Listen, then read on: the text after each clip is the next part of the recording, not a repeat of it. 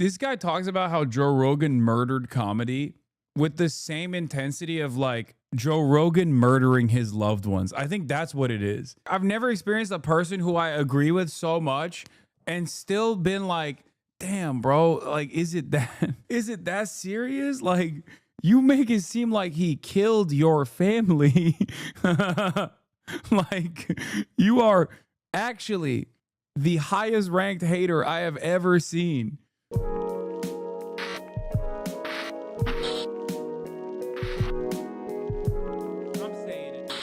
New Elephant Graveyard video react lore section is extremely good. Please watch. How comedy was destroyed by anti-reality Doomsday cult. Holy f, this has 1 million views. God damn. Continue our investigation into how our current comedy era got to be so wonderful. They say the power doesn't corrupt it. It reveals once a guy like Joe Rogan, the comedy czar, grabs a hold of the reins of power. All right, fuck it. Let's watch it. Well, all that comedy investigation. I think he really, this guy, I can't believe I'm saying this. I watched his videos before. He's a really interesting dude. Okay. But I think he like actually hates Joe Rogan almost too much, which is crazy for me to say because I shit on Joe Rogan so much. But sometimes I'll like watch one of his videos and I'll be like, God damn, bro, you have so much hatred in your heart for this dude. Like, is it too much? I don't know. You've cameoed in one of his videos. I mean, yeah, no, we are we are of the same mindset for sure. Into the rise of the comedy czar's hell world was exhausting. I had to get the hell out of there. So I've been out at my cabin just trying to think about something else for a change. Problem is, you know, there's no free will, and I don't really get to choose what to think about. Been thinking about a lot of different... He also kind of has the same cadence of Vagrant Holiday. Y'all remember Vagrant Holiday? OG. This dude hates the Austin crowd comics like with a passion. Yeah, no, I know. It's like, I mean, I get why, especially if you're like a big fan, especially if you are a big fan of comedy. What the Austin comedy scene has done, what the Austin comedy scene has done to like broader comedy is brutal. It's awful. Different things, but seems like for every question I try to answer... Stand-up has always sucked even before Rogan? Nah, there's always been like some goats, and there still are. It's just that I feel like there was never like there was never such a shining light that all of these flies could fly in the direction of, and streamline dog shit comedians with regular frequency, because you have this massive megaphone for them. There's good comics and then there's bad comics. To say that there's like stand-up has been shit always is ridiculous. I end up with 10 more. It's getting ridiculous. But mostly the question that still haunts me every day is, how did comedy get so shit?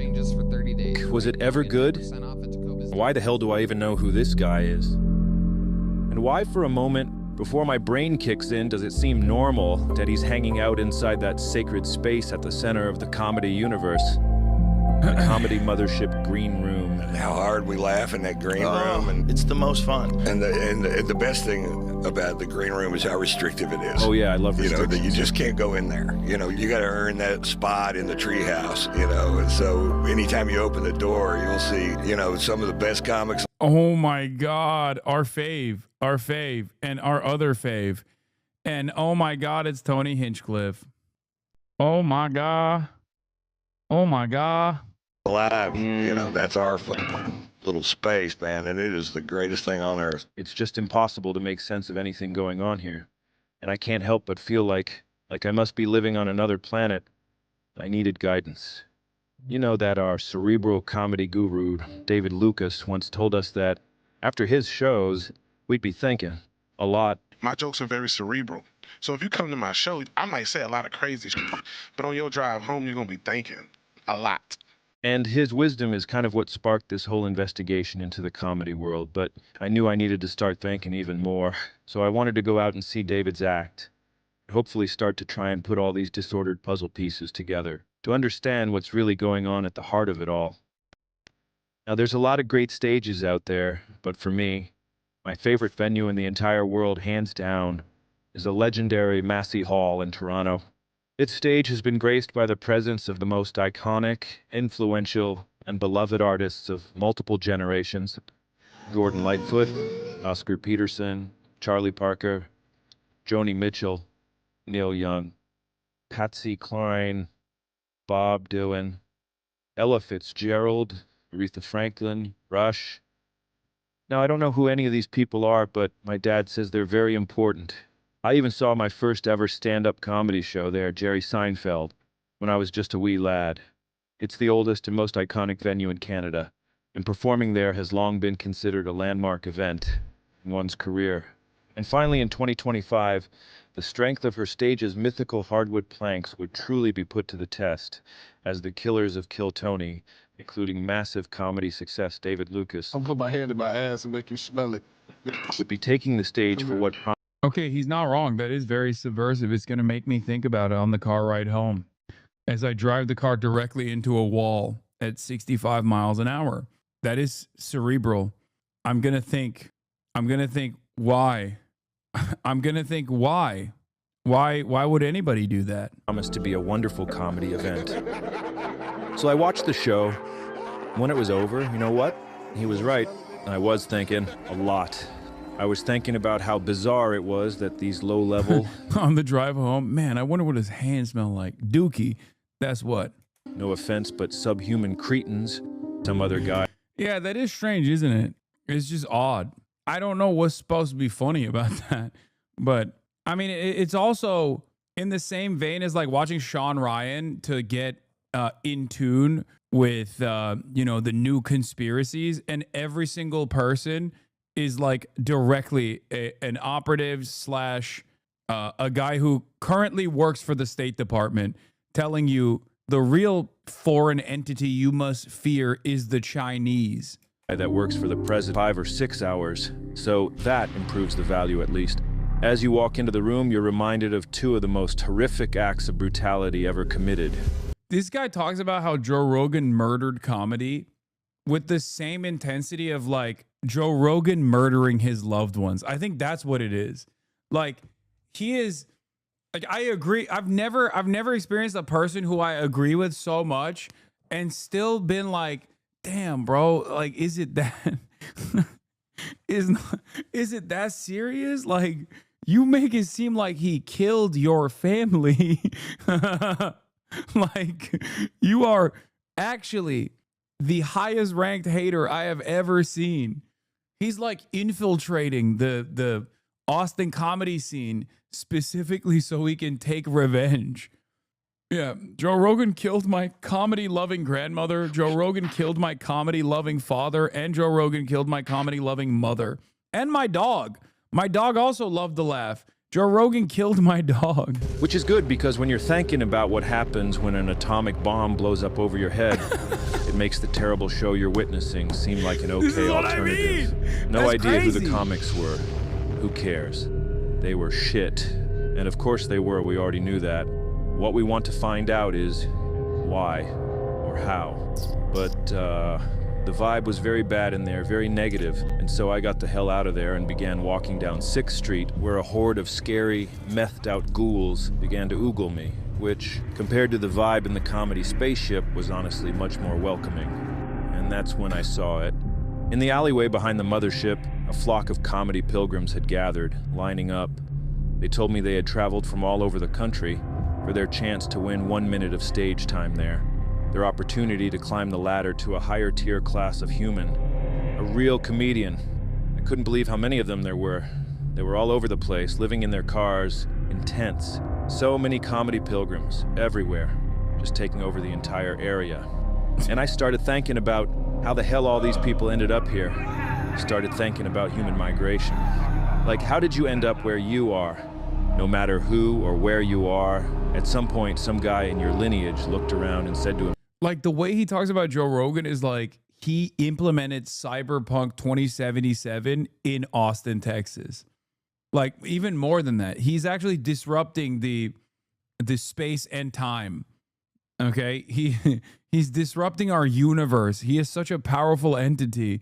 His shiny bald dome has caused a real fissure in the force. I gotta get out of here. Packed up and went to a new place. And with that spirit in mind, I packed my bags and headed home. When I got back to my cabin, I placed a photo of my guru above my typewriter with a sign that said, "Keep thanking." And that's what I did for several weeks, obsessively, compulsively. And it led me to discover what's actually going on behind all this unsettling comedy stuff.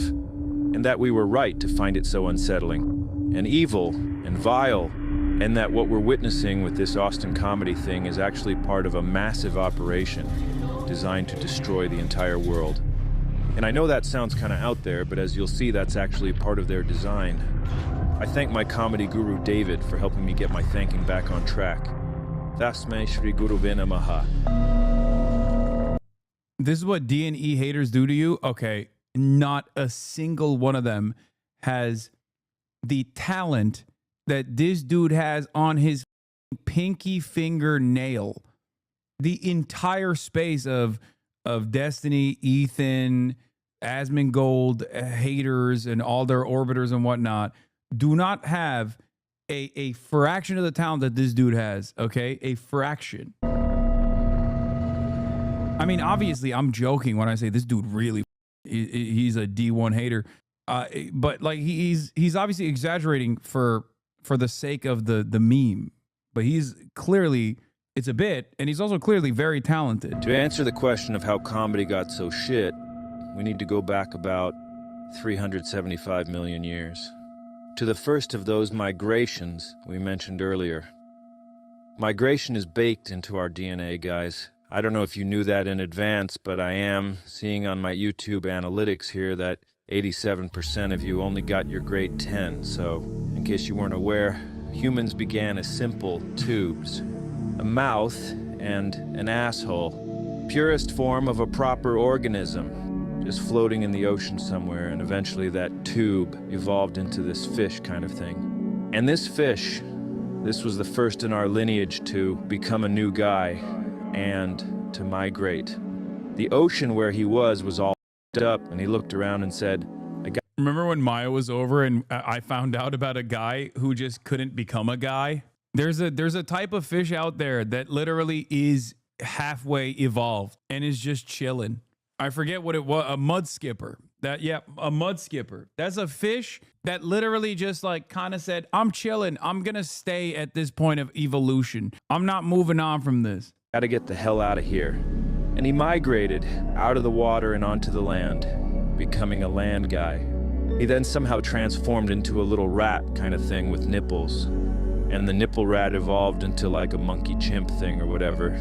And then the chimp or ape or whatever, it became a human guy. And it wasn't long until those human guys, like that fish before them, looked around and said, I gotta get the hell out of here. And they migrated. Is that a slur? No, no, that's not a, I know it sounds like it, but no, it's a real fish. It's a type of fish that is not a fish. Or I guess it is a fish, but it's not like, I'll just show you. Okay, this is a mud skipper. It has like little arms, and actually it is outside of the water. Like it exists outside of the water. And it just, I jokingly, when I found out about its existence, said it looks like it got done. It didn't get done evolving. It just like stopped. He is a land guy, kind of. No, look, actually, yeah. He exists in between. Migrated to every corner of the earth. A lot of animals. It stopped before it needed to pay taxes and rent. Yeah, it took some time outside, saw everything, and said, nah, f it. I'm good. He saw what it was all about, and he was like, oh, dude, that's what they did to Cracker Barrel? I'm out. That, bro, they've taken out all of our cultural institutions. Even Cracker Barrel's gone woke. I'm good. I'm going to keep being a fish. And also sometimes an in-between kind of guy. Have these built-in mechanisms. We are no different. Just like how birds have like a magnet in their brain or something, which tells them when and where to migrate somewhere else. It's obvious from these historical records that the human instinct to say, "This, I gotta get out of here," becomes activated in times of fear. Fear is processed in the most ancient part of our brain. It puts us into a fight or flight mode, just like the fish guy. And I don't know if you've looked around at the world lately, but people really are losing their shit. The whole world is on fire. There are crazy guys with nukes yelling at each other, and bombs are flying around all over the place. The air is full of smoke. All the fruit just tastes like wood now. We've all got microplastics in our brains. That can't be good. Plus, it's so hot out, I'm gonna piss myself. And don't even get me started on all those politics. What the hell is going on with TikTok? Why is China, doing all that stuff? Why did they close the oatmeal plant down? I wanted to keep working there. Now I got no money. I gotta pay MSRP for my steel cut. Bullshit, man. You know what? And then he says it. F this, I gotta get out of here. Except this time, they've got nowhere to go.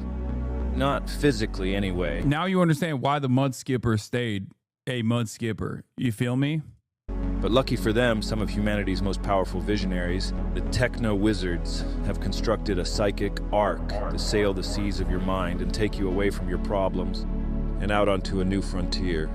A new reality. And here's where it gets crazy. It's a reality where there is no such thing as reality. Lions. The techno-wizards use their machines to ramp up your own uncertainty about what's real and what's fantasy, to the point where you're so anxious that you do anything just to be certain. No! It's all overphonics and sonics and dimensional superaction behind glass screens. You know, if you think of something and bam, it's there in the wall. Once you've lost connection with classic reality, you're just a guy floating out in the open ocean, desperate to find something to grab onto to save yourself, stranded and surrounded by a sea of danger. That is when the techno-wizards begin their most perverted sorcery. The future is gonna be amazing. They throw you a life preserver. I think that's the way he feels about Joe Rogan is the way I feel about Elon. In the form of a new I was saying, this is like an Adam Curtis documentary. Yeah, if Adam Curtis had this much hate in his heart for anything, and the thing that he had this much hate in his heart was the death of the comedy scene in one part of the United States of America. Acquired the wealth and influence to actually execute such migrations at full scale. Movements triggered by everyone saying, "I gotta get the hell out of here," happen all the time. Throughout history, wealthy, influential people have leveraged these waves in order to serve their interests, using their power to direct migrants in or out of places beneficial to fulfilling their goals. Someone we've seen exploiting the "I gotta get the hell out of here" phenomenon is this Elon guy. He was bullied a ton as a kid because he was a strange, scrawny little weak guy who could also be a bit of a dickhead. And so his teachers, his parents, nobody wanted to help him. Did you have a happy childhood? No, it's terrible. Are you serious? Yes. Why was it terrible? You were bullied at school and had a I was almost beaten to death, if you'd call that bullied. He was shy and awkward at school, didn't have many friends. On one occasion, Elon was pushed down a flight of stairs and beaten violently, leaving him in hospital for weeks. And if that wasn't bad enough, and this is something you'll see with almost all of these anti-reality guys, Elon had a very bad dad who left him with a dad-shaped hole in his soul. Very violent. It was not a happy childhood. Yeah, good thing he's passing that down, you know, to his next of kin, which there are many of, by the way. Two things he loves is being a bad dad and having more children to be a bad dad too. My father has serious issues. When Elon received that severe beating as a kid, his father berated him and blamed him for it, made him stand for hours, called him an idiot, and told him he was worthless. Proper bad dad stuff. All these experiences made Elon internalize the belief that this world is a scary, dangerous place. Wouldn't it be nice to just get the hell out of here? Well, later in life, he acquired an immense amount of wealth and immediately began to use it to try and reconstruct reality, to cope. He put heaps of that money into trying to build this Mars colony thing, which is never going to happen, but that doesn't matter. The real point of his Martian cope is creating a virtual reality to migrate to, one where this colony thing would actually be feasible and he could actually escape the Earth and live on another planet. and that gives him hope that he could actually get the hell out of here. All this crap here, this is all just for Elon to fantasize about getting the hell out of here. Nobody is going to f***ing Mars, man. The world is still scary to this guy. He still feels like he's getting bullied when everyone online is telling him he's a loser. That's why he bought Twitter. Everyone on there was being mean, so he just bought the thing so he could control it. Pretended the millions of guys calling him a loser were just bots and trolls, so he could just kick them out and reshape the site into his own ideal version of reality, and then pretend that this simulated version of reality is reality. He wants to be a guy who's great at video games, but he's a total noob. He's the kid that would turn the Nintendo controller like a steering wheel while playing Mario Kart, while his mouth hangs open. Where I come from, we call that Thomasing. Okay, chill, bro. I feel getting... This is the second time I feel called out. Can we calm down with this? Okay, can we just chill out with that? Just cool on that part, you know? Just that. But Elon just wants to win something. And he can't play sports because, I mean, look at him. He never had the makings of a varsity athlete. So again, he uses his wealth to just pay guys who are actually good at video games to play the games for him. And then he pretends it's him playing the games. And then he got caught. There are 4 things there. And all the actual gamers all started watching him play and laughing at him. 4 things. He clearly has no idea, bro. And started playing the games himself on stream, but just got harassed the entire time and then pretended his connection dropped so he could get the hell out of there. Connection lost. Elon wants him being a hero to be part of his hyper-reality as well. For a while, he was seen as a savior figure, but that illusion evaporated.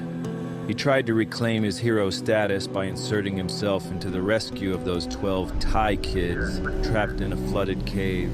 He stuck his nose into the rescue operation, despite nobody asking him to, and offered them an old metal tube from the SpaceX garbage dump that they were throwing out anyway, and telling the actual rescue divers who were down there trying to do their jobs to toss the kids in this tube and pull them out. When the rescue leader told him this is insane and makes 0 sense that the tube wouldn't even fit through the intricate cave system, Elon rage quit and called the guy a PDF file. Connection lost. He's tried to add being like a funny comedy guy to his hyper-reality, wormed his way into the... I think that was the biggest insanity out of all of the different hats that this dipshit has tried to wear. Like, he's just... Like, at least with his autism, you would assume that, like, gaming could be a better analog. Gaming could be, like, a better field to go into. But god damn, let me tell you what does not work, especially with his type of autism. Comedy, okay? Holy shit, dude.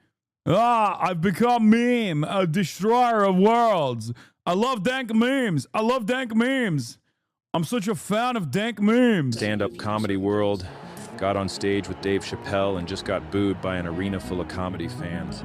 Rejected again. He even got into the government somehow, started trying to cut all this funding from everything, hoping they'd give it to him instead to build more spaceships. Damn, when you think about it, he really everything, bro. He really just keeps going to different places where he is not welcomed and every damn thing up in the process. Like, he gets booed by the Dave Chappelle audience, okay? He gets kicked out of destroying the government after he bought into that position. Like, who likes this man? Yeah, he's the reverse Midas touch. It's just everything he touches turns to shit. Dude, my man, love watching your streams for years despite my African internet. Keep it up, bro. Hell yeah, chatter. Hope you were able to you were one of the 1% that is tuning in from the African continent as we did on the census yesterday. So he can get the hell out of here sooner. But the president also started bullying Elon and ended up taking away his lunch money.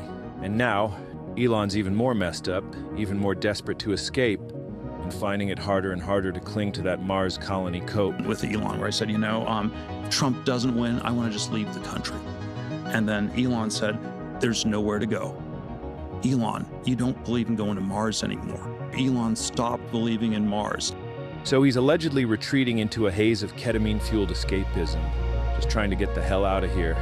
The only way to make sense of all this strange behavior is that it is an effort to construct his own hyper. I can't even get myself to watch those podcasts with like Sam Altman or Palantir guy, Palmer Luckey, Alex Karp, the other Palantir guy, Palmer Luckey from Anduril, or Peter Thiel, or Elon. Like all of these guys, whenever they're on these podcasts, like you just look at them, you're like, you're a literal reptile.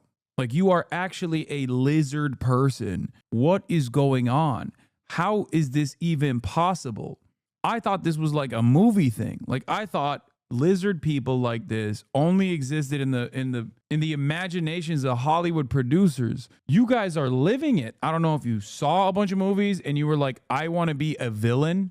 Like I don't get it. Like watch movies and we're like, I want to be just like the villain. I mean, with Palantir, it is quite literally what he did, right? Like Peter Thiel watched Lord of the Rings and was like, oh, that evil thing. I want that for me. I want to be the evil guy. I want to be the villain. It's so strange to me. But I genuinely can't even get myself to watch a lot of these podcasts and things like that because I can't stand it. Like it just makes me feel so icky. Like they're just gonna, like they're staring at me from with their dead eyes, their dead beady eyes that are lifeless from the other side of the screen. Reality into which he can migrate and escape the scary world that rejects him.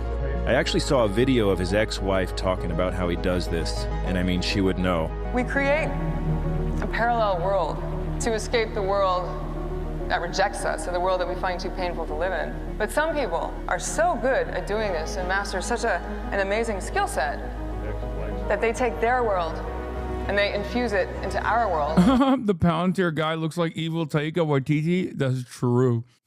He does. Alex Karp does look like Taika Waititi if he was white and evil. She knows.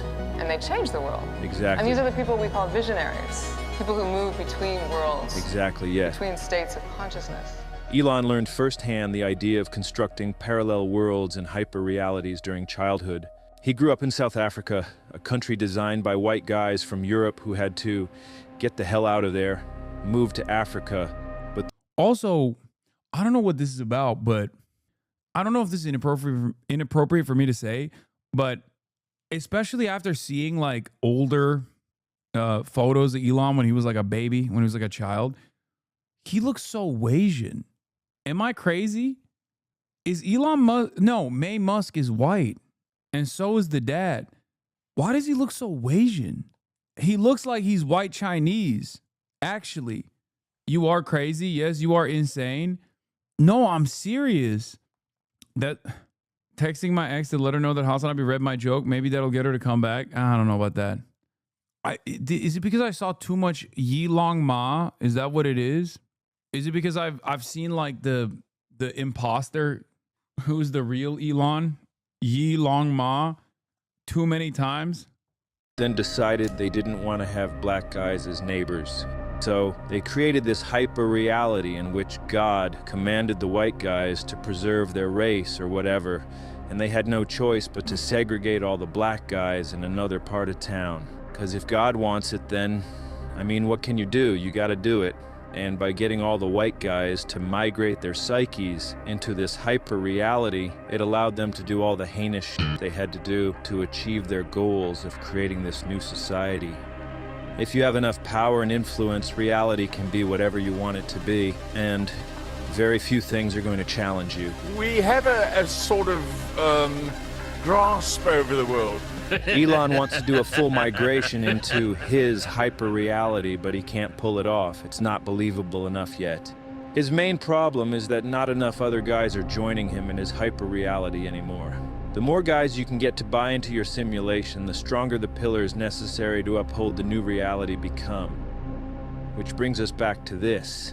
This, right here, is irrefutable proof that the comedy spaceship and the entire Austin comedy toilet is a hyper-real simulacrum of an actual comedy scene. The whole scene is ruled by its God King, the comedy czar, Joe Rogan. We already discussed how Joe became the comedy czar in our last video, so go watch that if you don't understand what we're talking about here. The comedy czar rules over his dominion with complete domination, and as you'll see, the entire scene is designed to strengthen and maintain Joe's personal, hyper-real simulacrum. Joe has been sliding into hyper-reality for several years, and is now completely immersed in the simulation. A reality in which he is a very smart, special boy. My personality that is just immune to bullshit. He has a unique ability to see what's really going on in the world, and he's helping society by scouting for the otherwise unseen danger up ahead. I'm like a scout, right? Like if you sent me down the trail, and I'm like, hey, there's a cliff. We're running towards a cliff. Stop, everybody stop. That's true. That's why he endorsed Donald Trump, because he saw the cliff and was like, we should run faster. He never said what he would say when he saw the cliff. Okay, he saw the cliff and was like, oh, we should actually slap the asses of the buffalo. We should boulder faster in the direction of the cliff. There's a cliff! There's a cliff! He believes the universe chose him as a sort of prophet, destined to help guide humanity through this age of chaos. But just like Jesus Christ, the people misunderstood and rejected him. Like the universe has put me in this place where I can at least have access to more opinions than most people. And they're like, you're an anti-vaxxer! You don't believe in science! Hashtag Joe Rogan! I'm taking in opinions from all directions, 360 degrees. Nice, all right, let's see what Joe scouted up ahead on the trail for us today. I love Canada. Shut up. I love the people. I just think they're going down a dark road with this government. Uh-oh. They allow polygamy now in Ontario. Yeah, they just passed a law they allow polygamy because they have so many Muslims there. His hyper-reality no longer has any real connection to classic reality.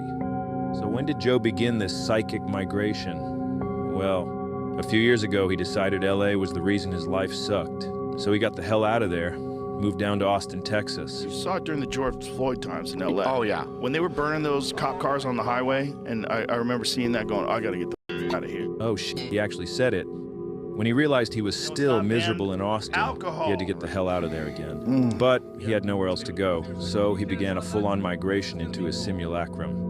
Because he's so rich and holds autocratic control over his entire simulacrum, he can be the dictator of what is and isn't real. Like the fact that he's a real comedian, one of the greats, and that the world as we know it is finished. I will say, I think as someone who lived for so long in Los Angeles, I doubt he likes Austin, man. I think I'd be really surprised. Like, even though he loves being surrounded by sycophants and shit, and Austin is perfect for him because he's able to just like dominate a much, much larger fish in a much smaller pond. I just don't, literally just LA South. No, that's not true, man. You guys are wrong about that. I think Austin had something. And ironically enough, I think that something that it had has been destroyed by people from Los Angeles.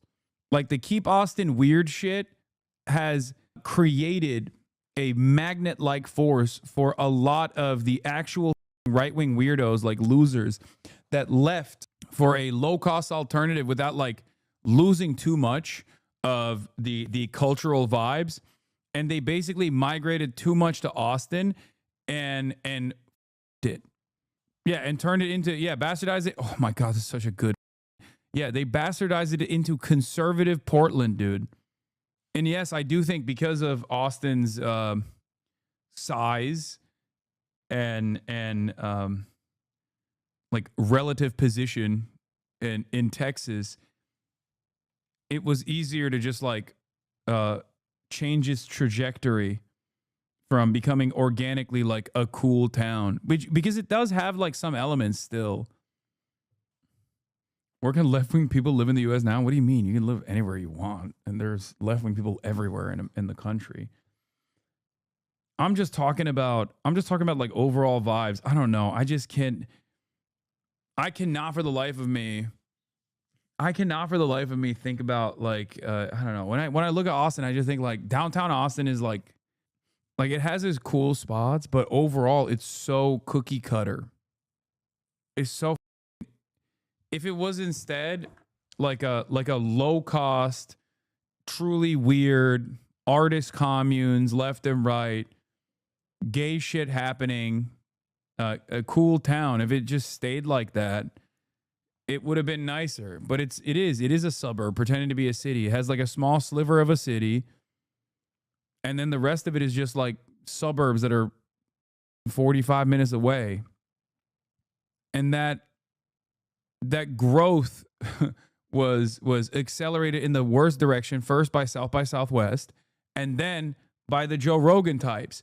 All of the Silicon Valley tech guys migrated to Austin because of South by Southwest and shit. And then they literally turned it into one big crumble cookie, blue bottle riddled dystopia.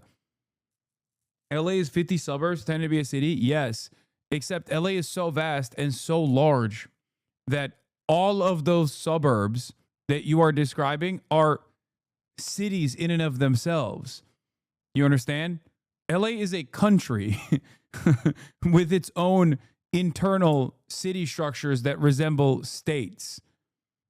LA is so vast, dude.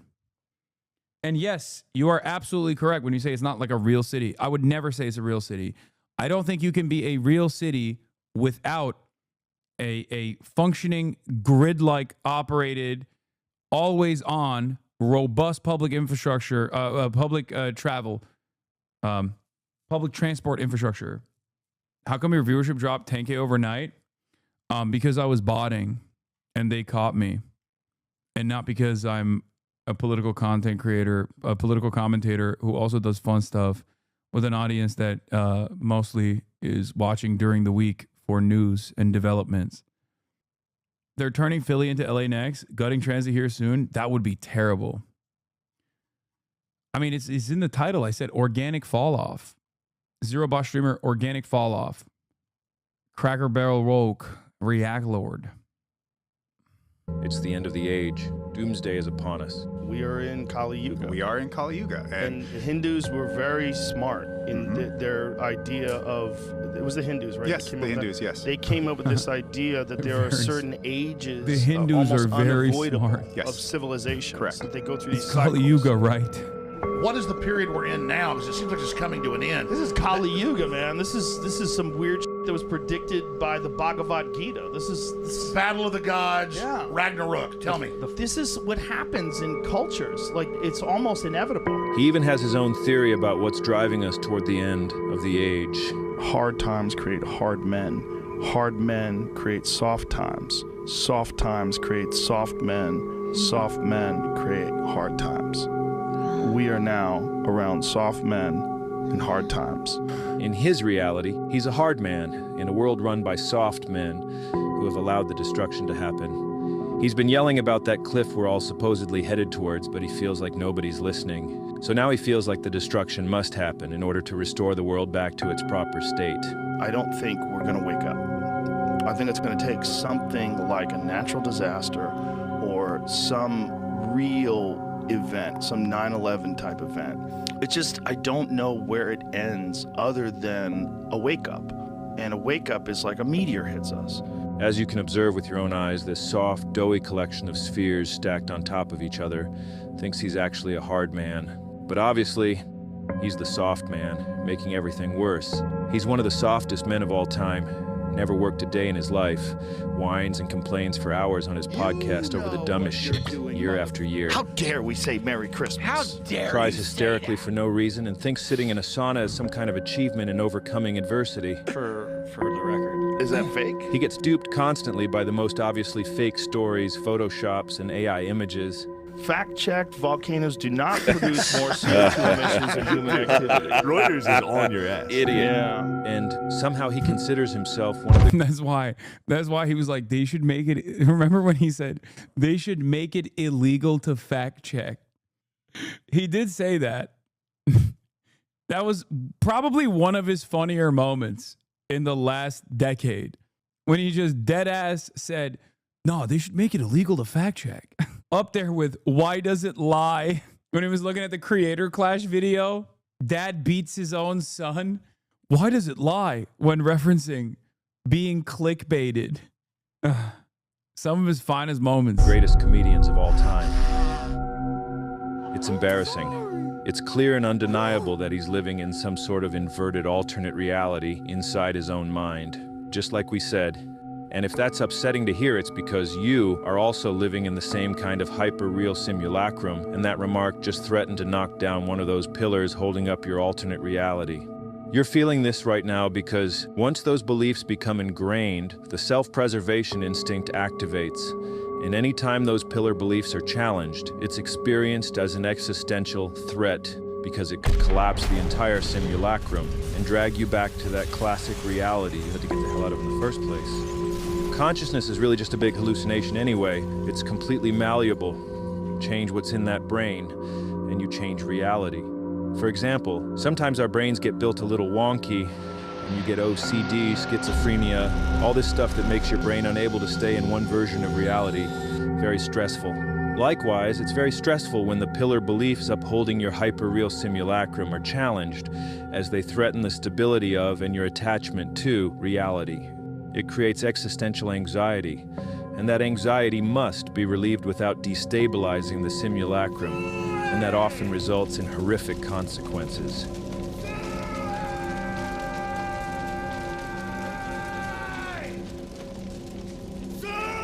Becoming the comedy czar gave Joe an immense amount of wealth, which allowed him to construct a sort of compound in which he could protect his precious simulacrum. A bunker, which would protect him from sliding back into the ever-so-painful classic reality ever again. And using his millions of dollars and massive influence, Spotify. Jobles attracted a flock of devoted followers who uphold and strengthen his new reality for a chance to get a piece of the pie. It takes a whole community to properly uphold a hyper-real simulacrum. You get the feeling this guy does not like Joe? Wait, what makes you think that? What makes you think that this guy doesn't like Joe? That's strange. And Joe succeeded where Elon failed. Joe has been able to fully complete his migration by amassing a huge support network. He achieved this through several tactics. 1, by offering himself and his show as a friendship simulator during the loneliest era in human history, for his audience, but also for himself. Oh, he's going. Day drinking rules. 2, in an era of political confusion and turmoil, he became a compass for guys with double-digit IQs who are too lazy to learn anything by themselves and don't even know how to, because they barely know how to read a real book or even a Wikipedia article. Yeah. Well, you could figure out what the coaster's for. 3, by becoming a father figure to guys who needed their dad-shaped holes plugged. Those holes longed to be plugged, and Joe became a convenient surrogate. His love and wisdom available 24/7 on Spotify, YouTube, or your podcast app of choice. Come on. And 4. Buffalo Trace. I thought that was Tony Hinchcliffe. Sorry. We thought we'd do a sample tasting for you. By providing an economic incentive model with his podcast becoming the home shopping network. Tastes good. As well as a PR washing machine. This is funny. I went into Lorne Michaels' office, and he was talking, and I was convinced I was getting fired. Like, I knew I was getting fired. And I was like, if I get fired here, whatever, I'll just go do Joe Rogan next week, and I'll be fine. And through comedy, by creating his own comedy cult with its own built-in multi-level comedy.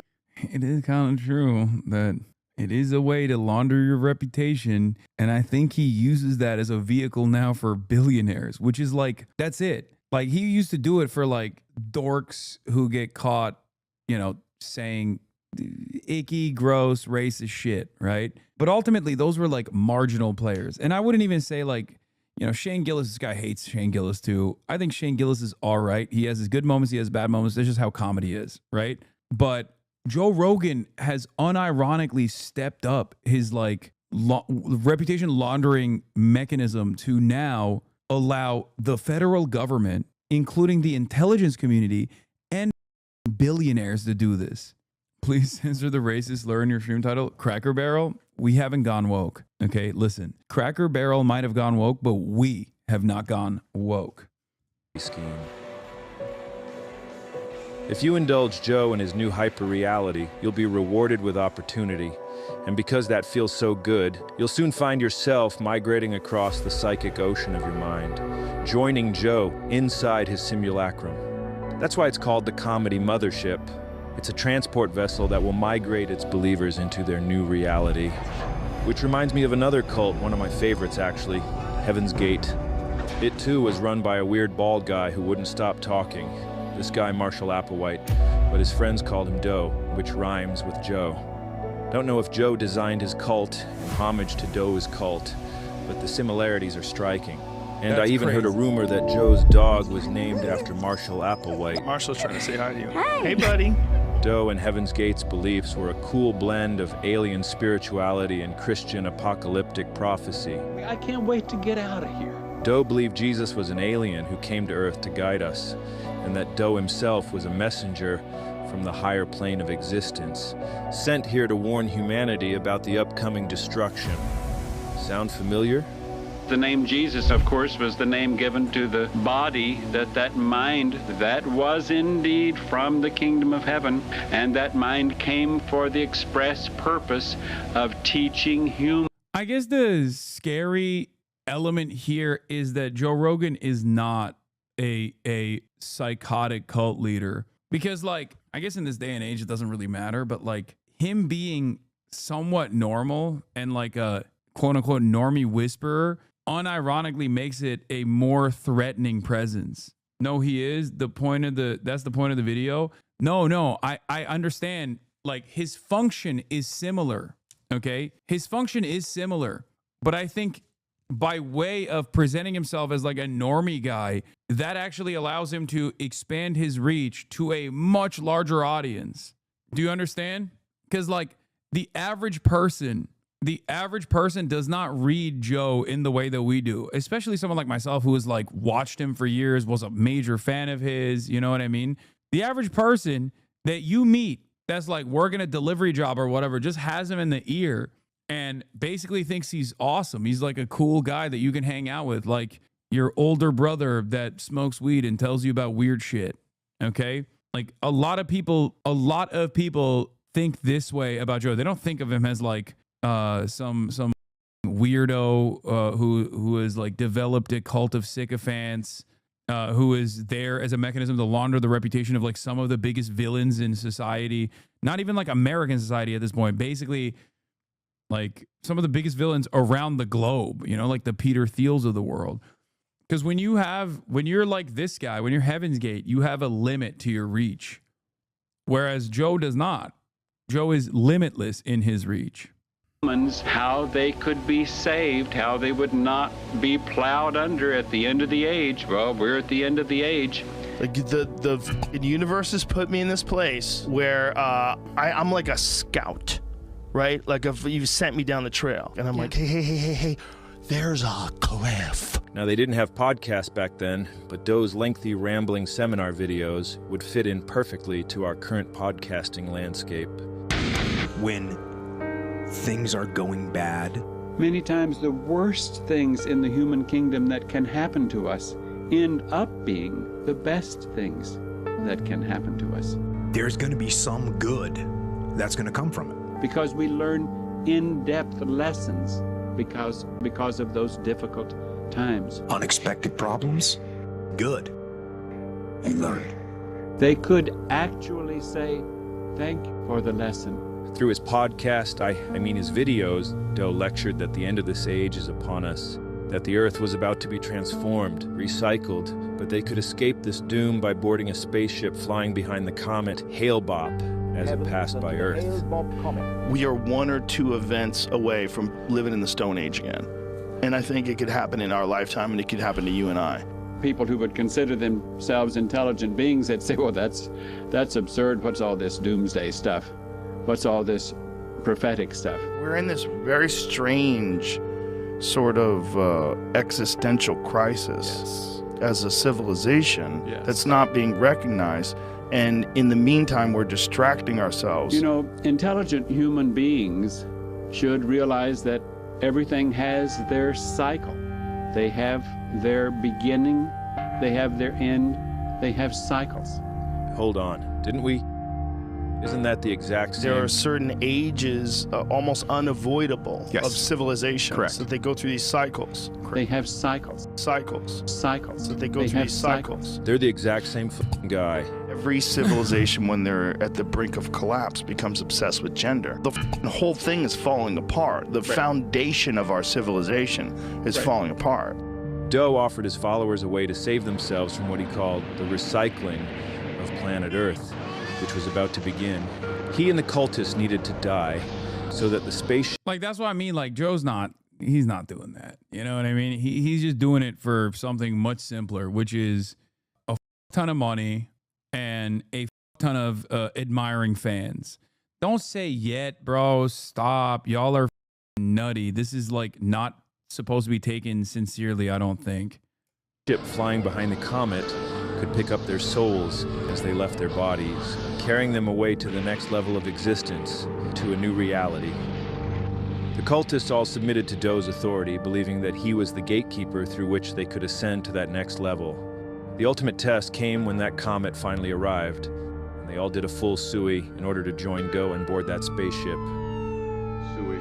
And if you know anything at all about the Austin comedy cult, this all sounds eerily familiar, doesn't it? That's because Doe and Joe are the exact same strain of guy. Think about it. Just like Doe, Joe also offers his followers a way to transcend their lives and enter a new reality by boarding the comedy mothership. The comedy cult's followers also must commit a sui to transcend into that new reality. Not a literal full sui, but the kind of sui that existentialist Albert Camus called a philosophical sui. When we're faced with the absurdity of life, the fact that the universe is pure... This is your Ukraine too? You think Joe is going to lead a suicide cult? Like, you think Joe Rogan's final evolution, his final stage is going to be leading hundreds of thousands of people in the masses that adore him into committing suicide? He's not even making that point. Some of you watch a YouTube video and you just lock in a little too hard, you know? Chaos, despite our deep desire for order and meaning. We have two options. You can embrace the absurdity, surf the waves of chaos without copes, or we destroy ourselves, either literally or much more commonly through a philosophical sui. You don't sui your body, but you do sui a part of your inner self. You kill the part of your mind that's inquiring, the part that's honest, the part that embraces life's absurdity without copes. And you fill the hole left behind with things that offer false certainty in place of honest doubt. Religious faith, political partisanship, materialism, hollow spirituality, scientism, hustle cut culture, digital escapism, reactionary nostalgia, being a fat, drunk idiot all the time, philosophical overthinking. Cultism and guru worship, or complete submission to authority, sometimes all of the above. Greetings to you, my friends. It's me, D. Trussell. Take this guy, Duncan Trussell, for example.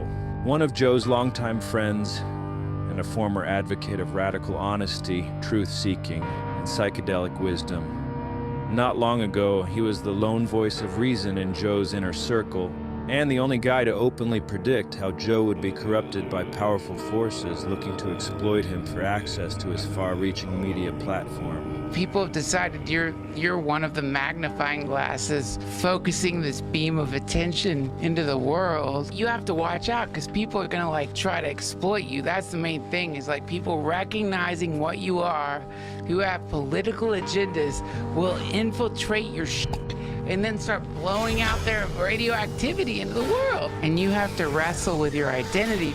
I worry about you, man. He was well aware of these billionaire techno-wizard freaks out there, manipulating... Yeah, that was the last shoe to drop, I think. That was... What the fuck is this, Hasan? No, like, Duncan Trussell is, like, being... a really interesting person in like the Joe Rogan universe, because he's like an OG friend of Joe Rogan. Joe Rogan like has a lot of respect for him, And he tried to warn him ahead of time. Like he tried to warn him. Like he tried to do like an intervention. 50K viewers to 25K. You don't view bot for sure, dude. Do you think I'm Asmongold? What the?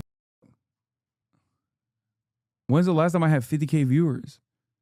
Dude, I like that these dudes.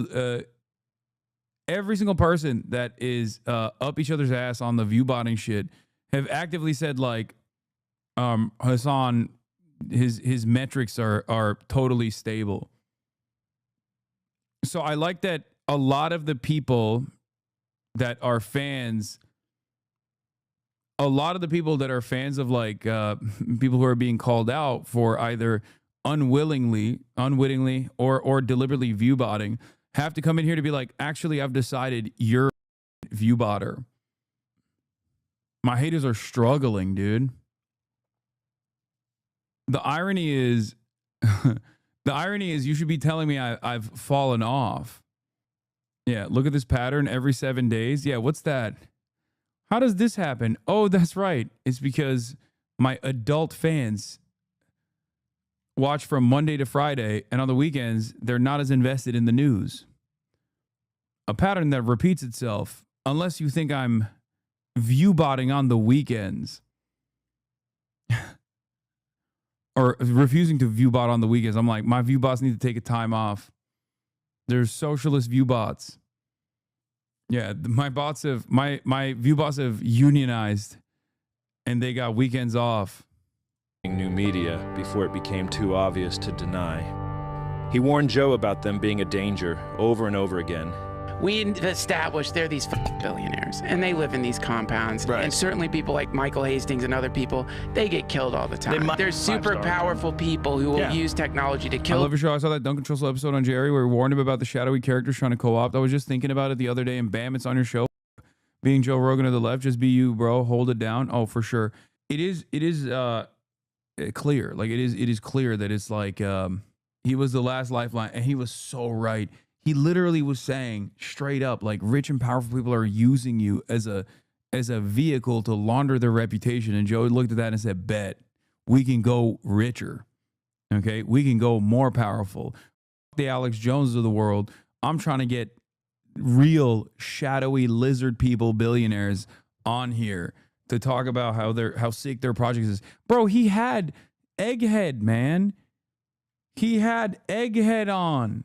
Mark Andreessen. There's no reason to ever have that guy on your show. You know what I mean? He has Zuckerberg on. Like, even with Mark Zuckerberg, he got hit with the Dominican Ray. He does BJJ. He's like obviously crafted a new persona for himself to make himself look more human. But like, you're talking about Mark Andreessen. Like, Mark Andreessen has nothing. People to have their own way. So that means that there is some group or series of groups of people that are doing like highly nefarious actions from places of power. Mm-hmm. We know that there is like truly a war to control the paradigm. He was by all accounts an honest guy, and probably the only guy on that stupid podcast who would rather say what's true than just whatever the burgeoning comedy emperor wanted to hear.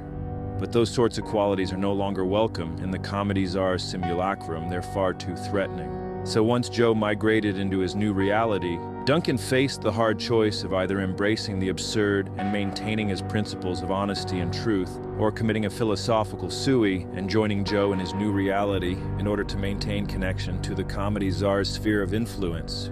Oh, Tipahan. Whatever's happening, you just have to make it a good thing. Anything that's happening to you can be converted into something either that's going to make you scared, self-destructive, rationalize your anger, rationalize your shitty decisions, or it can be used as a thing that completely converts you. Like at any given moment, you can shed your operating system. You could drop all of the hangups, all the weird shit at any moment connected to the great truth, the divine.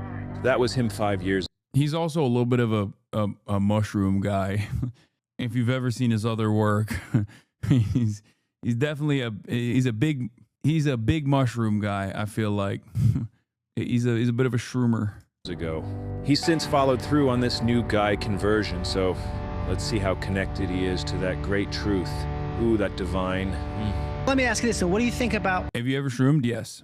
people who say that someone like Peter Thiel is the Antichrist? Here's what's fascinating to me about accusing Peter Thiel of being the Antichrist. Now, Peter Thiel, in case you didn't know this in advance, is one of the primary billionaire techno wizards we mentioned earlier. Yeah, he made Midnight Gospel. Duncan Trussell did. With his immense wealth, Thiel wields massive influence in politics, media, and online information from behind the scenes. He says cool stuff like freedom and democracy are actually not compatible. Pete's company, Palantir, is deeply embedded with the CIA, ICE, FBI, NSA, police, and the military-industrial complex, and promises to be the most powerful mass surveillance platform to ever exist. He subscribes to a philosophy that believes that civilization as we know it ought to be destroyed, and from its ashes, a new technocracy should arise, a new state run by a CEO king who wields absolute authority. Pete is part of this new military tech industrial complex, operating with little oversight while creating autonomous weapons and surveillance systems, and whose algorithms remain a complete mystery. He's a caricature of a villain, straight out of a comic book. But Pete is real, and the exact kind of nefarious, influential guy that Duncan used to warn everybody about just a few years ago. All right, back to Duncan. What's he no joke thinks Mordor was right? Yeah, that's what's so crazy about it. Duncan Trussell's an LSD guy. Lol. Yeah, I mean, it's the maximum mushrooms. That's what's so crazy about it, though. He's just like a person who has unironically crafted his entire worldview and personality off of a villain in a movie. Who the looks at and it's not like Lord of the Rings contains multitudes as far as, you know, the dynamic between good and bad. Like it's unironically one of the criticisms against the work is that like very well defined good, very well defined bad. Good characters do good, bad characters do bad. There's some that go from bad to good in the process, but like it's always, there's no gray areas. Okay. And this looked at a Marvel movie pretty much in terms of the good bad dynamics and said, I'm siding with the bad. It's like watching Superman and being like, Lex Luthor is a misunderstood character. I think he's awesome, which is ironic because Lex Luthor in this iteration of Superman was directly tailored off of Peter Thiel. So now I guess that cycle continues. Now we got new villains in comic book movies that are being written off of the real villains in American society that design themselves off of comic book style villains. Not true. Wrong. Okay, we got Lord of the Rings fans in the chat. No, I'm not saying Lord of the Rings is like Marvel, okay? Of course not. I'm not saying that at all. I'm simply stating that as far as like clear-cut evil and clear-cut good, like there's already, like you can tell who's evil and who's good, not a lot of gray area in between. Some characters that change roles, but they go from one well-defined evil boundary to one well-defined good boundary, as opposed to like George R.R. Martin, where there is very clearly different forms of good people doing bad things, bad people doing good things. Ultimately, it's all over the place. It's closer to humanity than I would say Tolkien's work. I read both. I read Lord of the Rings, Hobbit, and also the Game of Thrones books. Way back in the day. Saying about Pete. Here's what's fascinating to me about accusing. You just hit a nuclear button saying that? Wait, what do you mean? Lord of the Rings is awesome. I love Lord of the Rings. I find it strange that people see this as like a criticism against the franchise. You're not wrong, but if we keep talking fantasy, it's going to trigger chat's autism, including mine. Peter Thiel being the Antichrist. Stuff. He's very much talking awesome. And it was like totally normal dude, obviously super smart. There didn't feel like there was any kind of like subversive anything, nothing to really be scared of. Depressing. So people man. say that Peter Thiel is Antichrist, just for argument's sake. Fucking says that. You hear that? He's actually getting mad about this. Argument's sake. Fucking says that. The reason Dunk's got to do this is because the comedy czar is actually Pete's friend now. Oh, this so he makes had me to become a sad. new guy to stay in Joe's circle of power. A shriveled husk of a guy, being fed by the demonic No. umbilical cord attached to the bowels of the comedy czar, from which he can never disengage. He's cooked, finished, and God, look at him. He's just not. Bro, just watch one video of Peter Thiel, please. I would love to put a camera on Duncan Trussell and make him sit him through one singular Peter Thiel interview and be like, you see, what's your takeaway from this? Do you feel like he is the Antichrist, or do you feel like it's something even worse than that? Or do you feel like this is just a regular banal guy? Not the same guy. Look in his eyes, it's obvious. Those are Suey eyes. Well, that's a confirmed Suey for Duncan. Rest in peace, man. Quel dommage. Well, once you've entered the Comedy Czar's comedy cult simulacrum, you're expected to do your part to uphold the pillars of this new reality. Upholding the pillars allows you to stay in the cult and potentially reap the rewards that come from its membership. These tenets bind the simulacrum together, and as we already explained, the more guys you've got upholding the pillars, the more stable the new reality becomes, which is vital because if the simulation crumbles, it's all over for this stupid experiment. All cults need their tenets, and the Austin comedy toilet cult, or whatever we're calling it, is no different. Because Joe is the sole autocratic dictator of the entire scene, he could construct his world however he wanted to. Starting it from the ground up. So it's this completely new thing, and it can kind of go a lot of different ways, and a lot of different things can happen. You don't know what's going to happen one way or the other. Those things are very exciting. It's scary, but it's exciting. The primary pillar, like all cults, is the steadfast veneration, devotion, and reverence of the cult leader. Just like Jim Jones, Joe originally sold his comedy scene as a utopian paradise. So make it as... Yeah, where you can say slurs. Dude, a utopian paradise, a utopian paradise, an absolutely fantastic universe where you can say slurs and just like be not that funny in the process of trying to make edgy jokes. And instead of people going, wow, that wasn't funny at all, you have to by force clap like a seal. That's it. That is the actual utopia that these guys are wishing for, which is one where you can just like kind of say shitty jokes, bottom of the barrel hack material, and everyone will go, well, this is probably triggering a liberal somewhere, so I'm going to agree with it. And instead of going, haha, I'm going to clap. Fun and as comfortable for the comics as possible, as welcoming to the comics as possible. It's a warm, inviting environment, and the whole idea is just to make it so that I can make it so they feel like this is home. And just like Jonestown, it quickly devolved into an authoritarian nightmare. I like the intensity of the mothership. I bring my opener. He's having a rough set. I'm sitting on the balcony watching it. Rogan is standing there watching him bomb like this. Rogan goes, he's bombing, man. He can't be here. And I go, I agree. Kill him. You want to kill him? Kill him right now. We'll break his legs. Get the Navy SEALs. Let's shoot him in the face. And then the kid got off stage, and I felt really bad. I said, listen, you got to go right now. Gonna kill you. Joe is unhappy and it looks really bad. You gotta get out of this club right now. The cultists all submit to the authority of its charismatic leader who can never be questioned or crossed. He's a supreme leader. And Austin is comedy North Korea.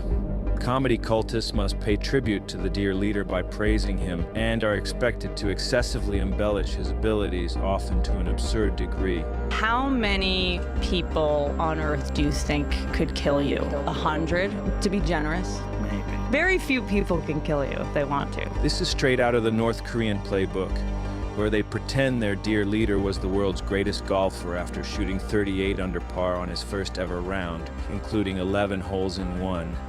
Comedy cultists are expected to study the beliefs of their dear leader and prove their commitment and allegiance by repeating his own opinions back to him. I was doing the cold plunge after I did the sauna. I've incorporated a new thing that I was telling you where I get up first thing in the morning, I get in the cold plunge. Sauna cold plunge thing, I'm so into it. That's awesome. My hotel choice, I'm solving for places with sauna cold plunge. of like a real legitimate professional comedian that can go up and do an hour and kill? How many guys? Bro's using North Korea as a comparison when Trump exists. Yeah, I agree.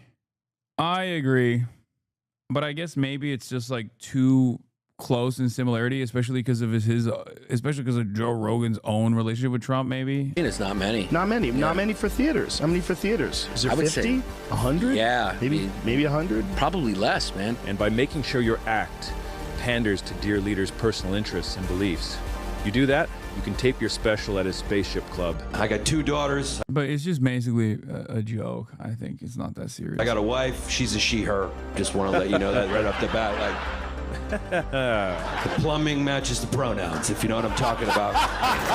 And really just doing whatever they got to do to appease him, no matter how debasing or humiliating it might be for them. This is Chris Stefano's very first time ever. Okay. Lighting and smoking a cigar. Okay. Yeah. Light Is that this cigar. the right way? Yeah. You got He's it. gonna vomit. I want to see him vomit. Get it on there. Get it on there. All right, you're good. Just start pulling. No, you're not. Breathe in while you're doing that. I felt it in his face. Puff. Keep puffing. There we This go. is so mean. Yeah, take a sniff of these bits. Come take a sniff. Take a smell. Yeah, you want me to go on the other Yes, side? my king. Come take a sniff. Humiliation. Yeah, that's right. Get in there. Yeah. Humiliation. Not bad. Not bad, right? Yeah. And the most shameful lie of all of them, you got to pretend that dear leader is actually funny. You got to laugh at any attempts at humor, no matter how embarrassing for him or you. Baby, I'm a baby. It's all about me. That's what it is. What are you, some kind of communist? Ori, boy. Like, I'm a legit world-class comic. Like, World-class. I'm real. Yeah. Everybody knows you're a comic. The lie functions as a loyalty test. Congratulations on your magnificent success. Thank you very much. And you're a comedian too, huh? Yeah. No shit. You were murdering so hard when you're climbing on a stool. I was like, holy f***. Because we all thought you're just like a famous guy who just does stand up on the side. Uh-oh. And we were like, no, this guy's a murderer. There it is. This lie is just so egregious, I had to call this brain science guy called Sam to get some perspective. Hey man, yeah, can you just explain how people could be this dishonest? The harder the lies are to believe, I mean, really, the impossible lie functions like a loyalty test, right? Yeah, that's what I was saying. Still. Code for being in the cult is designed That's to get right. people to believe nothing, so that they just realize, okay, who knows? Yeah, well, lucky man. I'm just well, going to lucky. be obedient to keep my head down. I'm just going Yeah. to put a sign in the window, claiming to believe the big lie, so that that no one drags me out of my shop and beats me to death on the sidewalk, right? I mean, like Yeah, that makes sense. All right, thanks, It man. was Hannah Arendt's point. All right, in the yep, origins good. of Gotta go. totalitarianism. Bye. When loyalty is everything. If you're a ruler. Sam Harris ate so big off of that Joe clout, their mutual shared hatred for Chairstream. God damn, bro. I was gone for 20 seconds, still listening to the video, and immediately like Chairstream time. It's like, yeah, bro. Yeah, you caught me. God damn. Yeah, Sam Harris, mutual anger and resentment, hatred, racism towards Muslims just ate so big for so long. Part of that intellectual dark web, by the way. Why is Sam Harris so smart but so proud of Israel? Because he's a liberal and also he's a massive Zionist. That's it. He's a liberal. He loves Israel, which is unironically a theocratic ethno-state. So it doesn't make any sense as a Mr. Atheist. And he's not necessarily smart either, I don't think. He's just very racist. He's just a deeply racist guy who can speak convincingly and try to science his way out of his incredibly racist opinions. He just hates Arabs, man. He hates Muslims so much. Who demands total and complete loyalty, you're going to create a circle of liars around yourself. Ousted comedian Chris D'Elia tried to defend Joe. Which is so odd because, like, Joe's a UFC guy and Muslims have completely taken over the UFC. Like, Dagestan is a permanent fixture, a threat to every belt out there. And it's wild that, like, Joe himself has just been a massive megaphone for some of the most unlimited Islamophobia in the West. show's last special, but he really struggled to navigate that maze, trying to find that perfect take that's going to convincingly praise that comedy atrocity. Rogan's special came out, and I'm happy about it. Oh, it's sorry, so one crazy second. how, like, My bad. obviously obviously, I honestly haven't seen the reviews. I saw somebody saying it, and they were like, this is a this is a hack. And it was straight up just not hacky. The one thing that they have is it's hack. Like super woke people even know what Hello? is hack. These appeals to dear leader through praise are made in hope that one day his gracious hand will reach down to them, bless them with his endorsement, and pull them out of their hellish obscurity. So there's kind of this trickle down, you know? Now- Once Joe Rogan likes me, then your mom's house goes, want to be on our episode. Once Rogan was like, this Jeff Dye guy's really good, then everyone else has to fall in line. Right, everyone else Oh, wait, does. now I gotta treat daddy like dad. I gotta kiss the rings, you know? You don't go on Joe Rogan and then start talking shit. You know, Joe's dad. The second pillar is they are the anti-mainstream, anti-commercial, It is true though, like he still is a incredibly important. He still is a incredibly important vehicle. There's truth to this. Important, yes, bro. He is the kingmaker still. You're never getting on Joe Rogan? Yeah, I know. I mean, I missed that shot a long ass time ago. Why would you want to? He has a ginormous platform of people that perhaps most should hear from someone like myself. Y'all are so funny. Yeah, of course, if I had an opportunity, I would. People think like I'd be platforming Joe Rogan. Joe Rogan would be platforming me, brother. What you mean? Anti-establishment underdogs. Dear leader gained much of his power by selling himself as the antidote to corporate mainstream media and culture. His platform is now bigger and more influential than the mainstream media he once stood in opposition to. But because being anti-mainstream was such a fundamental part of his sense of self and his show and his audience's identity, they all have to keep pretending that they are not mainstream. Yeah, dude, you had the president on. He thanked you by name. You are the mainstream. Okay? Like, that's the funniest thing, because like Fox News does that shit too, where they're like, oh, mainstream media is all libtards. It's like, bro, you are more mainstream than the rest of mainstream media combined. Like, what are you talking about? At what point do we just acknowledge that Fox News is mainstream news? I've been saying it, but it's like the whole shtick that these guys have is like, oh, we're subversive. We're anti-mainstream. It's like, no, you are the mainstream. Admitting otherwise could collapse their new reality, so they stick together, upholding that pillar, keeping their simulacrum stable.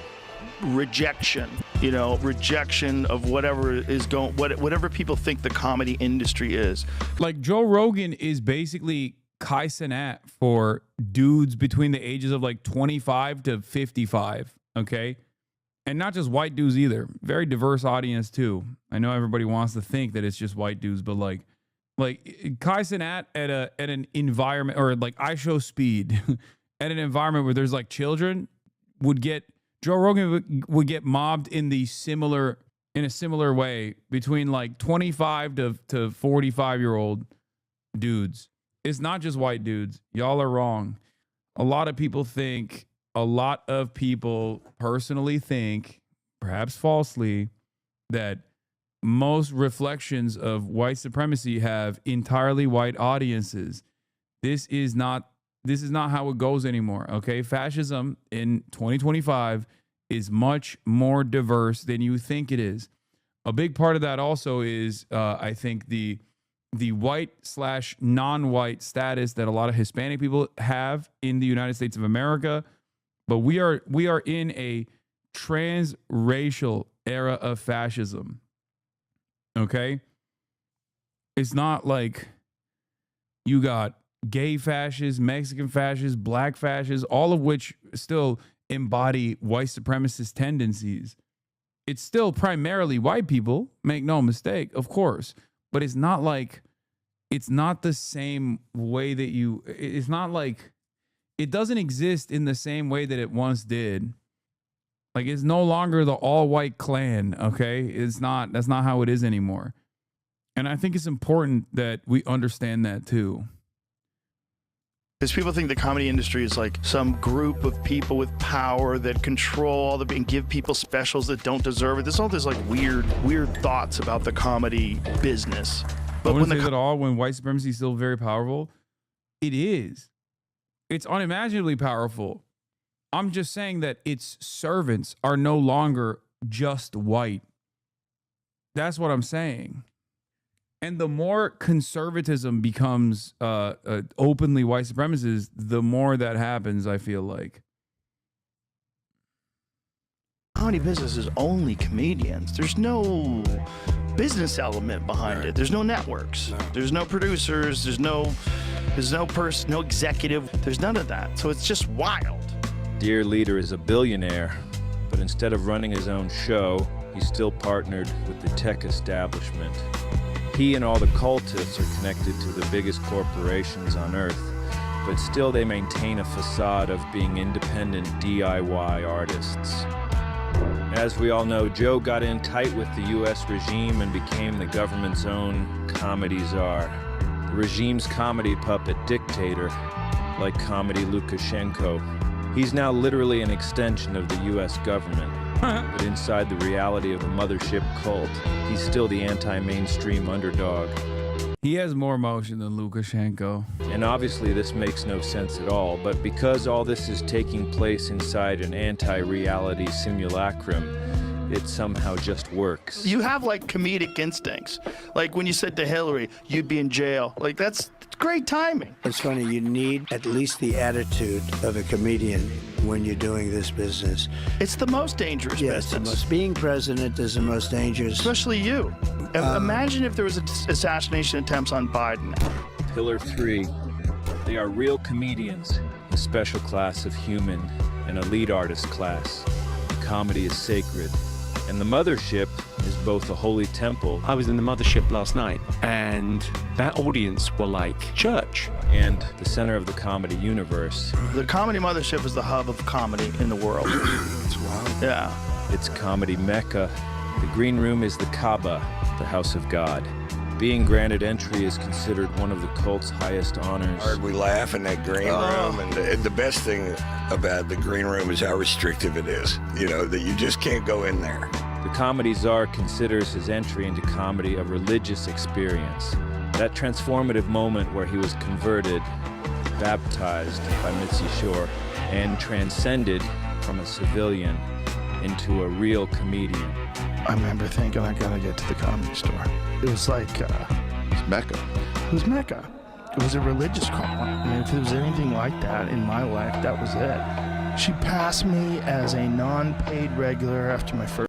I will say Comedy Store is actually a powerful presence. That is another thing that I will agree with Joe Rogan on, reluctantly. It's awesome. It's a dope place. I haven't been in a long time, but god damn. First audition, I couldn't sleep that night. I'm a real comedian. I'm a real comedian. Dear Leader's beloved Saint Mitzi must be revered and venerated by the cultists as their adopted spiritual deity. There's this guy here, Jelly Roll. Jelly Roll TV again. No, he's not a comic, he's a singer, but he has successfully joined the mothership cult by carefully studying and obeying the pillars. Here he is performing for Dear Leader, showing his reverence for Saint Mitzi, crying about and praising the woman he's never met. Speaking of Mitzi's, I was so inspired by the way the mothership has Mitzi's, and it's like I've only heard of Jelly Roll. I've never actually seen Jelly Roll. I don't know what a Jelly Roll is. In my mind, this is kind of what the image was of a Jelly Roll. Because I only know about Jelly Roll from Felix. He talks about Jelly Roll all the time. Felix Biederman. Yeah. Is that Post Malone? No, it's Post Ozempic Malone. That's a good one. I'm going to laugh at my own joke. All right. Hey, got him. Honor to Mitzi. Touch my soul in such a way. What y'all have created there is spreading on to, damn, you almost got me emotional talking about a woman I never even met. I just know she did so much for you. Doing stand-up is a transcendent spiritual experience that only real comics will ever be able to tap into. But Richard Jelly Roll is dead ass in juggalo porn? No. It's like he stopped taking Ozempic, like after Ozempic. No, dude. That's why I said post Ozempic Malone. Like, as in he stopped taking Ozempic, and this is what happened to him. Oof. Dawkins has never Let killed me blast one, okay? on stage. He doesn't know the connection between human beings that comes through laughter and joy in that way. Walk to the women's locker room with a heart. Abracadabra! Dear Leader draws a stark distinction between the comedian class and what he calls civilians, regular guys, lower tier humans. This Hasan guy explains some of the differences between higher tier humans. I got scared when he said that. Comedians, and the lower tier average human, and how difficult it can be to even be around such low tier guys. Our ability to talk to literally anyone is a skill set. Like, Totally. do you ever have to, when you go to like a party with your ladies' work friends? Yes. And you're like, bro, there are fucking just goobers out here.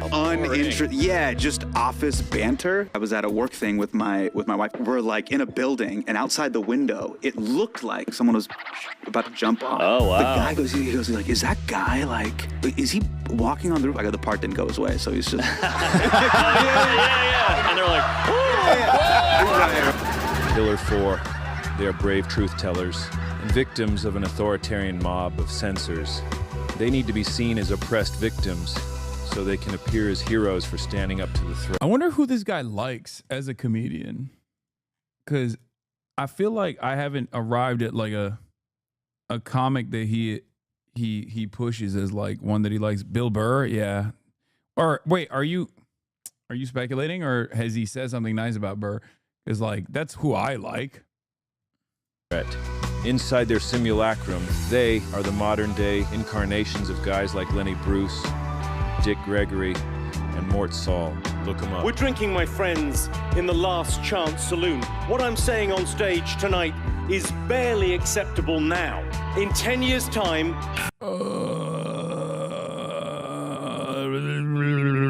I can't stand these, bro. Just do good jokes.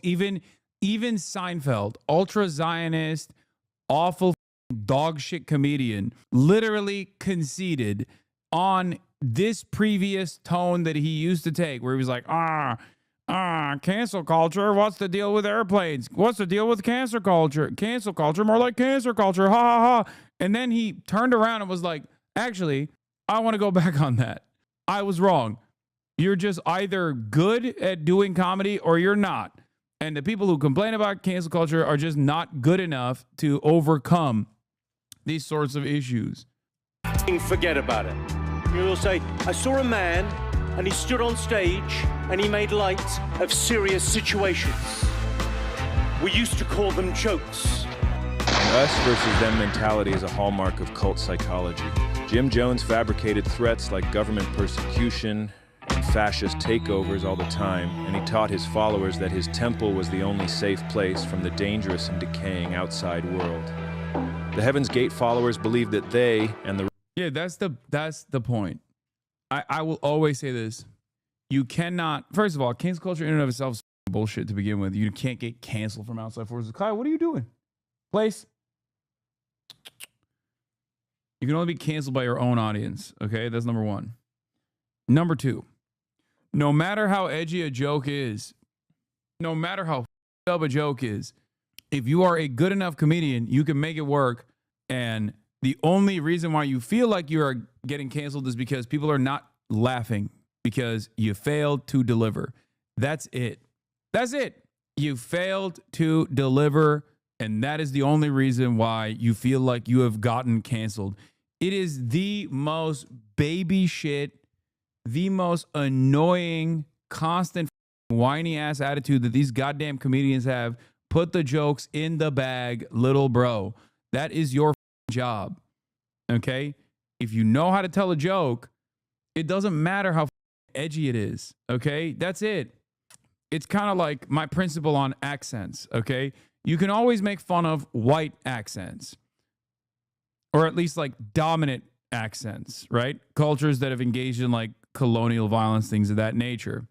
But if you're actually doing a accent from a developing nation, then it has to be really good. Because if it's not really good, then it's racist. That's the principle. It's the Mullen principle. Okay? If you can do an accent of a developing nation, like the peoples of a developing nation, it has to be so good. It has to come from a place of understanding. It has to come from a place of like knowing the internal dynamics. It can't be you just pointing the finger at this group of people while simultaneously saying, look how weird they are. It's kind of like trans jokes, for example. Dave Chappelle's trans jokes are shitty because they're hack. It's not because Dave Chappelle is incapable of crafting a good joke. He's just incapable of crafting a good trans joke because he can't get over the fact that he despises trans people. So he can't sit there and try to understand it, develop a better understanding of it to craft a decent joke. That's it. That's it. The rest of humanity were under the control of deceptive lower-tier aliens called Luciferians, false gods who control. Yeah, the Beyond Pussy was the only good trans joke that he's ever made. The problem is it was sandwiched between really not jokes at all. Daniel Sloss ends his comedy special X with a story about the time a former friend of his raped another one of his friends, and not only was he lauded for the special, he was not canceled. So any hack that complains that they can't make dark jokes lying. Are you saying China is a developing nation? If not, that means you can do a Chinese accent. Oh, come on. It's not a well-defined rule of what kind of accents. In the Western world, we're talking about like non-white peoples and where they're coming from. Old Earth's religions, governments, and media, corrupting the minds of humans. The only way to escape. Gabriel Iglesias, a good comedian too? No. My brother is my normie compass. And as a normie, he pulled up the Gabriel Iglesias special, and it was the worst thing I have ever sat through. It was so bad it turned good again just to make fun of him. Okay? He is so ass, brother. It's half of the jokes in his special are just basically him being like, what's the deal with cancel culture? No, you don't have to apologize. You can still like him. I'm just telling you, that's my perspective. You can hate me for it. That's just how I feel. You can love Gabriel Iglesias. No, it's all good. I don't want to yuck your yum, because the way I see comedy, let me tell you something. The way I see comedy is no different than the way people consume music. Okay?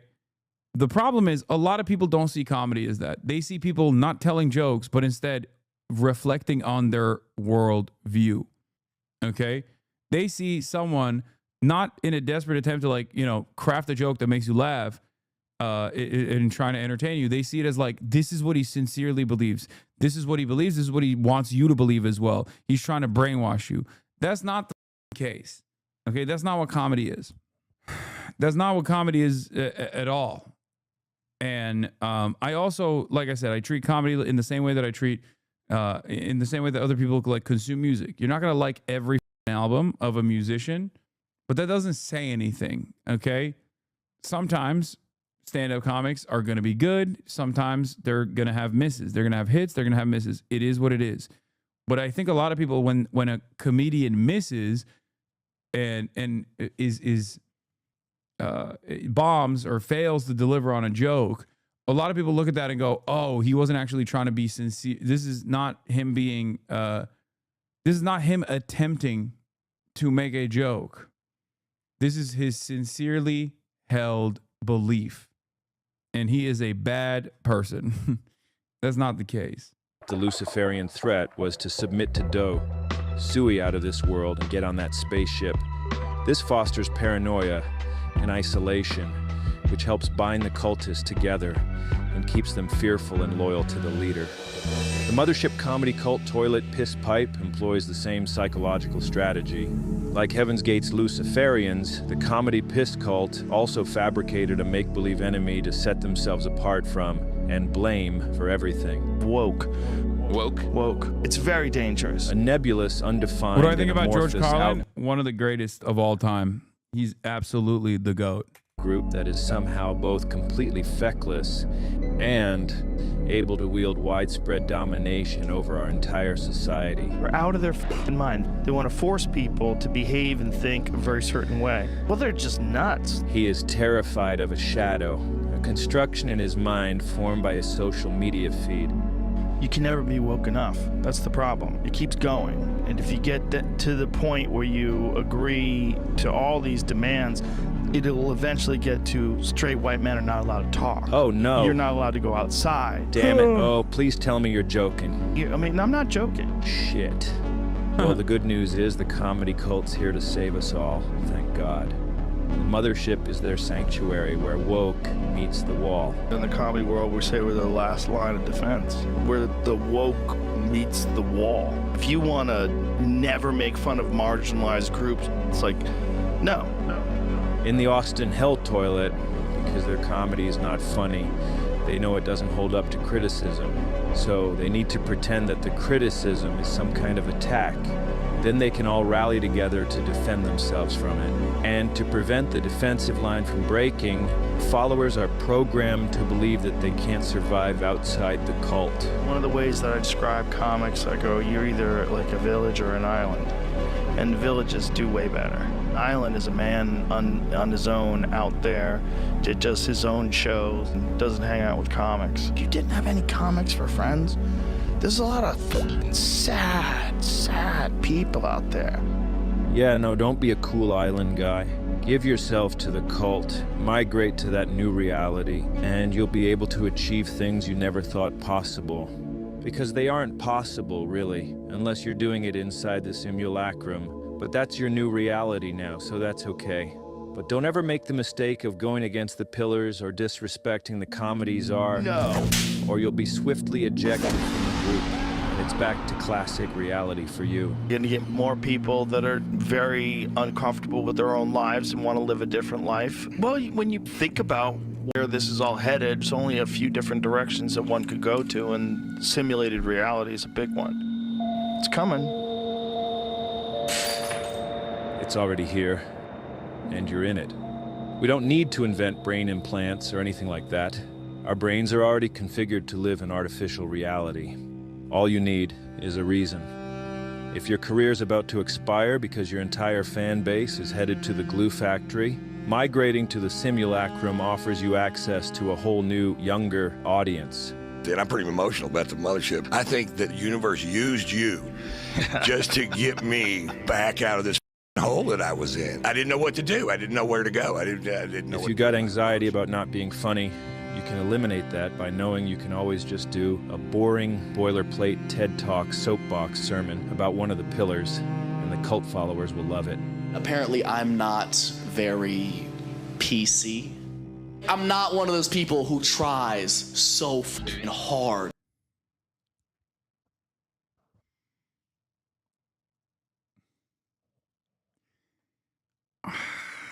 I guess we're just devolving as a society, and this is one of the aspects of that devolution, that regression, is that just like the type of slop that love to consume is this shit.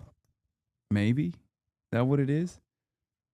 Just like, I'm so not PC, dude. To like prove how woke, what a good person, you know what I mean? Yeah. Like I said, this is always and forever my perhaps best comedy take. Others have said it as well. If you are seeking claps if you're seeking applause breaks instead of laughter, you are not a comic. You're a TED Talk speaker. Okay, that's it. That's it. You're a hack. You're a hack. You're a hack. You're a hack. You are not a comedian. You're doing a TED Talk. You're doing a TED Talk. You don't even have to be a comic to join and reap the benefits of this simulacrum. There are many cultists who work in other fields that personally interest the comedy czar, like science. I've been talking to scientists and doctors and biologists and virologists for months and months and months. And if you're an academic guy rapidly approaching the end of your career and you're spiraling inside, Because you're scared to die without leaving behind that meaningful legacy you always dreamed about? You know this question, like, what has Eric Weinstein ever done? I actually have been scared of this question. And I've lived afraid of my own story. You can just pretend you're the new Einstein. Create your own new theory of everything. Just write whatever you want. It doesn't matter. What is this thing that you handed me? What is this? It's the theory of everything. A water wiggle structure about a circle that nobody's ever seen that is at every point in space and time. It doesn't matter that it doesn't make any sense in classic reality. In the simulacrum, the followers are so stupid that they won't know if it makes sense or not. They can't tell, it's just a bunch of bullshit. You're spinning that circle over and over again. So this is an actual model of a gauge theoretic concept. And since you got the comedy czar's endorsement, whatever you say is brilliant, even though they have no idea what you're even talking about. Can a piece of paper effectively will two hands into drawing each other into existence? This seems pretty crazy, eh? Well, a while back, these Weinstein guys accidentally revealed the entire motivation behind their schemes. When we do our homework and we discover something interesting and absolutely nobody else gets it, to you and me, that feels good. To know that you have achieved something and that nobody else can even recognize it gives you some sort of sense of how far ahead you might be. Remember, it's not a lie if you believe it. Inside the simulacrum, you're now the genius you always wanted to be, and you can stop worrying about being a failure. What made you want to do this? When you ask why as a kid, what happens if you keep asking? Great question. You either end up in theoretical physics or an insane asylum. And so I just didn't stop. If you want to become a stoic genius guru kind of guy who knows everything about life, a cold, logically calculated debate god, but you're actually a hysterical, emotional baby, overwhelmed by everything, has no idea what's real, and can't discuss anything without spiraling out and melting down like a child. It's also overwhelming. Well, the simulacrum followers will pretend you're not doing all that stuff. And you can be that guru guy. You can get exposed in classic reality for claiming that the definition of belief is... If you believe something, you stake your life on it. So you're saying that you don't believe something if you wouldn't die for it? Not really, no. While also getting caught completely believing in Chinese involuntary human semen milking factories. Oh, dude. Jordan Peterson just unironically retweeted a video of the... He would have staked his entire life on it. He would have staked his entire life on it. The semen sucking factories in China in CCP hell are real. BDSM male milking dungeon in the UK claimed to be footage of human rights abuses in China. Does he think that the Chinese government has special facilities where men can go and have, like, their penises pumped? I think he does. I think he does. Which by his own logic means he would die for Chinese semen milking factories, which ought to make a guy certifiably insane. But not in the simulacrum, where you'll remain the wise guru. Simulacrum migrants also gain access to the cult's Copadex, a reference guide of pre-made dogmatic copes, a virtually endless collection of excuses for anything you could possibly be criticized for. These copes are born inside Dear Leader's own brain and trickle down throughout the simulacrum for all to use. How come you're not looking at your own self with the same scrutiny that you look at this extremely successful person? Yeah. It's because you're jealous. So many people hate me for really no reason, and it really made me realize that, like, people only hate somebody they're jealous of. You know, like, people don't like him because, you know, whether you judge his comedy or judge his podcast or judge whether, you also have to judge how he looks, and he's a beautiful man, built like a Adonis. It really makes people uncomfortable, me included. I'm his friend.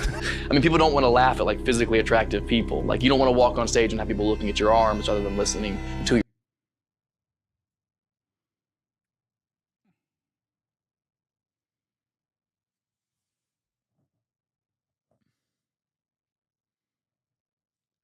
I had not seen this. That's crazy. That's actually crazy. That is, oh my God. such spectacular cope. Your jokes. And when you can't get a date and nobody wants to you, because statistically nobody wants to date people who live in your hyper-real simulacrum, you can ease your inner turmoil by uttering the sacred comedy cult mantra. Silence chin implant cheek filler. Is that real? I don't know. Is that like confirmed? Nick Mullen's hilarious, and he's a good-looking dude. Just saying. It's definitely not me. I think it's everybody else. Yeah, what? That's another banger. The reason why, by this line, the reason why everybody loves, what's that guy? Oh my God, I can't believe I'm forgetting it. That racist dude way back in the day. Joe Rogan always brings him up. Who used to do... Oh, anyway, whatever. I can't. Andrew Dice Clay. God damn it, you got it. Ding, ding, ding. Everybody loves Andrew Dice Clay because he's so ugly, right? He's ugly, so he must be hilarious. Except he don't have the looks, nor do people think he's funny. So how did that happen? So, as you've seen with all this scientific evidence and logic here, these facts, joining the comedy cult can offer tremendous opportunities. Submit to the leader. Perform your sui. Become a new guy if you have to. Migrate into the simulacrum. And help uphold its supportive pillars. That's the blueprint, and a lot of guys are on that path. But there's one guy who has followed the path of dear leader better than anyone. His name, is Tony Hint. No. I can't deal with the rest of this video, bro. I'm sorry. No, it's too much. It's too much. He's too funny. Tony Hinchcliffe. He's the funniest guy out there. That's why I can't watch him. I can't watch my favorite get disparaged. I've just been dreading getting to this section. You know we try to be positive on here, but sometimes you gotta examine some real dark, depressing shit. This guy exemplifies what commitment to the cult and its tenets can offer in return. His origin story is eerily similar to the comedy's are. The reason why I became a martial arts champion because I was being picked on all the time. Right. Kids were always f***ing with me. I was like, I don't like this. I'm like, so I'm going to become what I'm terrified of. As a little boy, Tony was also getting bullied every day. He was walking around terrified. It's a lot of fear, a lot of danger. And my whole way of handling that is if anybody ever tried anything with me, I would just make fun of them. So he became what he feared the most. A big dumb asshole, a bully. But I don't know what kind of protection it provided because he says here that his jokes just led to him being punched in the face. One of my good friends, I made fun of him because his grandma walked him out to the bus stop. He punched me right in the face. And just like the comedies are, and almost all the guys in this comedy cult, he had a real bad dad. I didn't have like a dad to complain or to go to the parent-teacher meetings. So while he was getting pounded in the head every day for being a big dumb asshole, his bad dad pieced out and went and got remarried. Which is fine, whatever, it happens. But this bad dad had decided to keep Tony's Okay, now I can't tell. Now with like Elon Musk too, did these guys get their ass beat and then became villains? Or did they get their ass beat because they were villains, even as children? They just had bad vibes as kids. Is that what it is? Or did the bad vibes come after because they got their asses beat? Because like I got bullied. I got my ass beat. I've talked about it before. It's like, I don't know. It didn't turn me into a villain. I don't understand. I'm sure there's plenty of people here who have also experienced similar things. They're not assholes. Entire existence a complete secret to his new wife and family.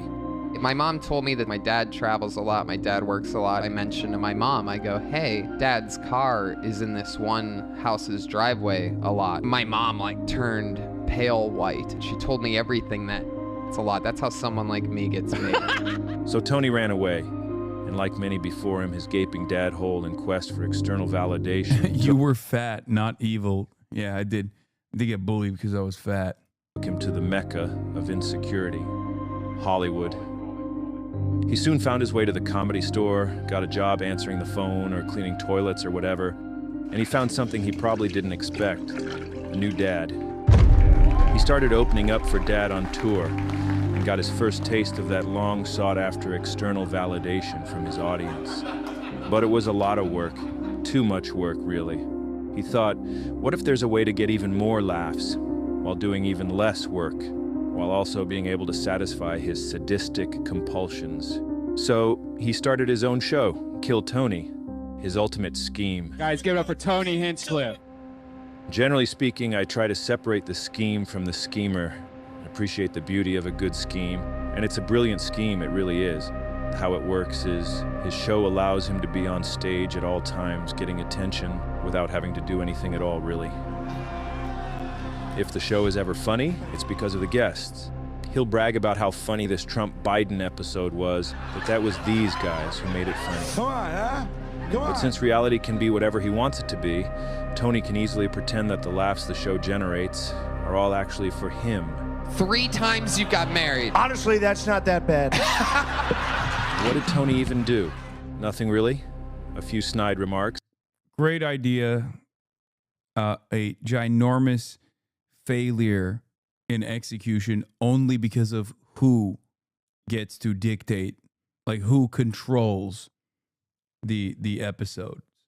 I will forever stand on it. Like Kill Tony, named after Tony Hinchcliffe, is a phenomenal concept, and it would be so much more successful if Tony Hinchcliffe had nothing to do with it. Tony Hinchcliffe and Brian Redband have literally like tampered the unlimited potential that this concept has. Here and there, and just basic MC duties. The show is a. What is the concept? They bring in like a bunch of professional, very famous comedians, and then they get a bunch of upcoming comedians to do like a tight 1 minute stand-up special, and then the famous comedy greats, comedy legends, actually rip them apart in a humorous way and actually give them decent like tips on how to make their how to make their openers like funnier. Use disguised as comedy.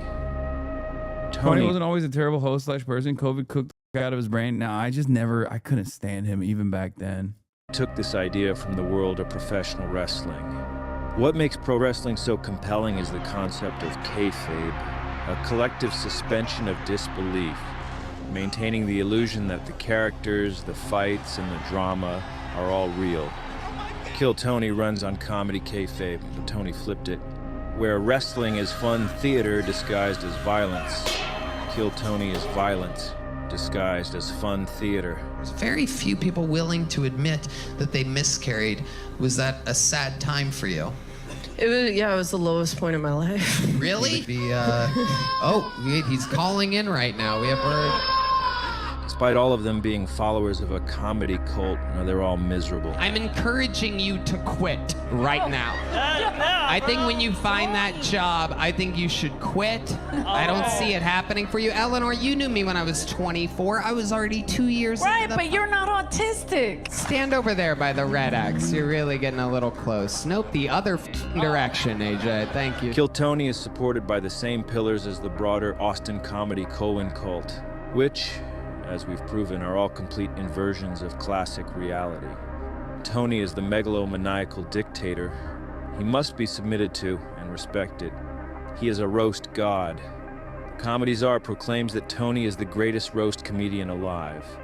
And if that idea is ever threatened, he loses his mind. He got very upset when this Jeremiah guy was getting too many laughs roasting the roast master. You don't do that. You don't do that. Oh, no, never, never. Why not? Against the rules. This guy looks bi. Bye.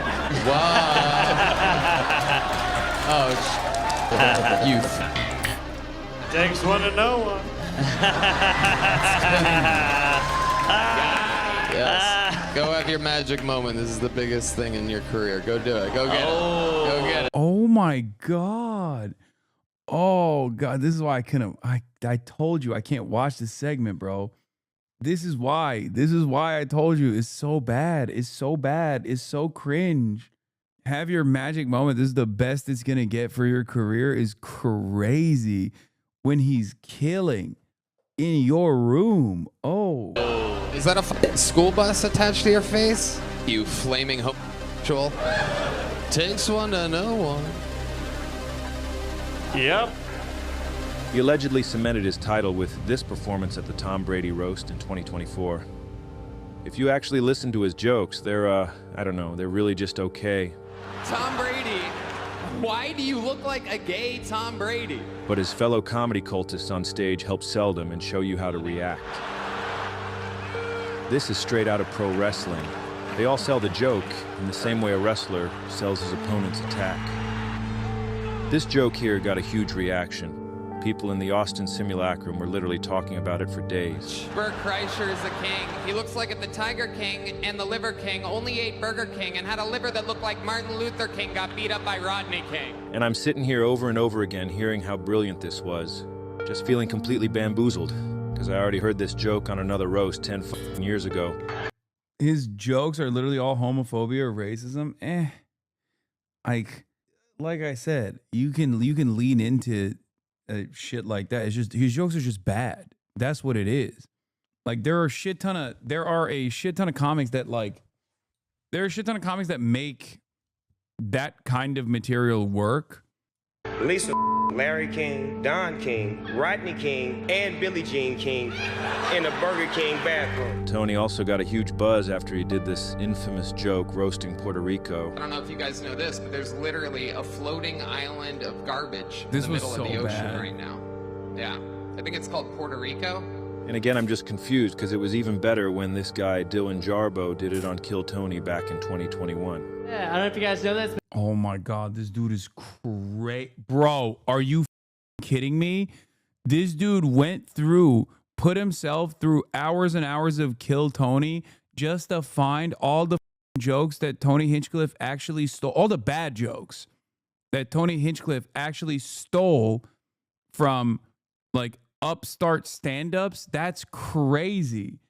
If you're gonna steal jokes, you might as well steal good jokes, man. That's crazy. Why would you steal the jokes from a dude who's he doesn't even have a tight 5 yet? There's currently a 500-mile peninsula of trash in the Atlantic Ocean, and I used to live there. It's called Florida. Oh yeah, gonna write that one down. I did like this joke he did about how murderers never seem to dig deep enough graves. I know how to get away with murder now. Because I know where everybody that gets caught always f***s up. Yeah, they always get a little lazy around burial time. You know what I never see on those crime shows?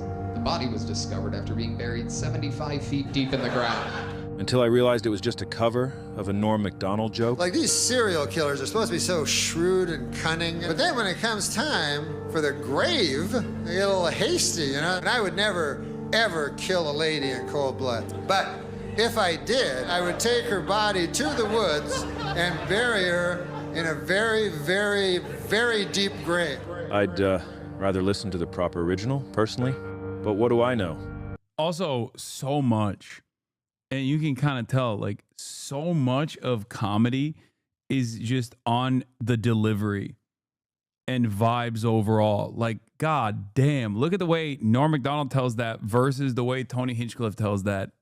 It's just like the wording, pauses, delivery, execution, timing is all of it plays a major role. That's why certain things just hit.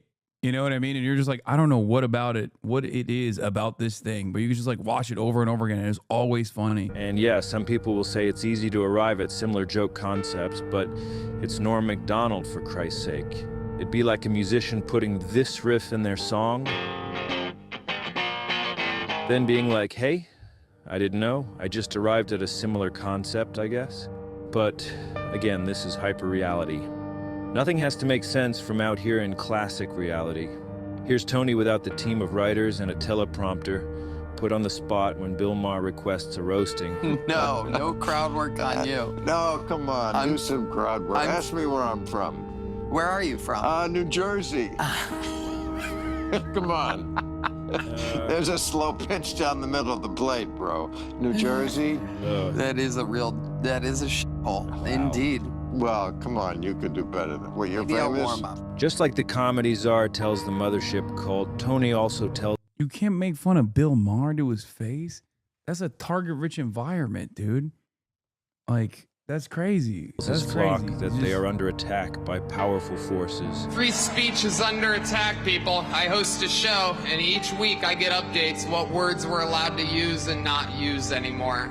It's happening right now the past few years. It's a real thing. He explains here that the reason he chose a political side was because the other side was supposedly censoring him. Tony twists his personal choice of opting for YouTube ad revenue over free expression as an attack from the enemy mob. I've never considered myself a very political guy. We found out from YouTube that there's new words that they want us to censor. New words that you have to bleep out or you don't make money anymore. So I've become like a free speech angry guy. He became a free speech guy by becoming a censorship guy, censoring himself to get that paycheck as if the Netflix deal wasn't enough. That's what Kill Tony is. There's no business element behind it. There's no networks.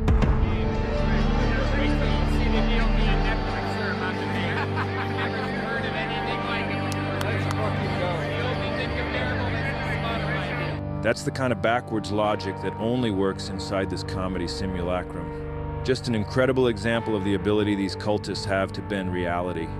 The show is sold as a chance to transcend the rungs of human existence to that higher level, to a high-tier real comedian. That you are indeed the newest golden ticket winner.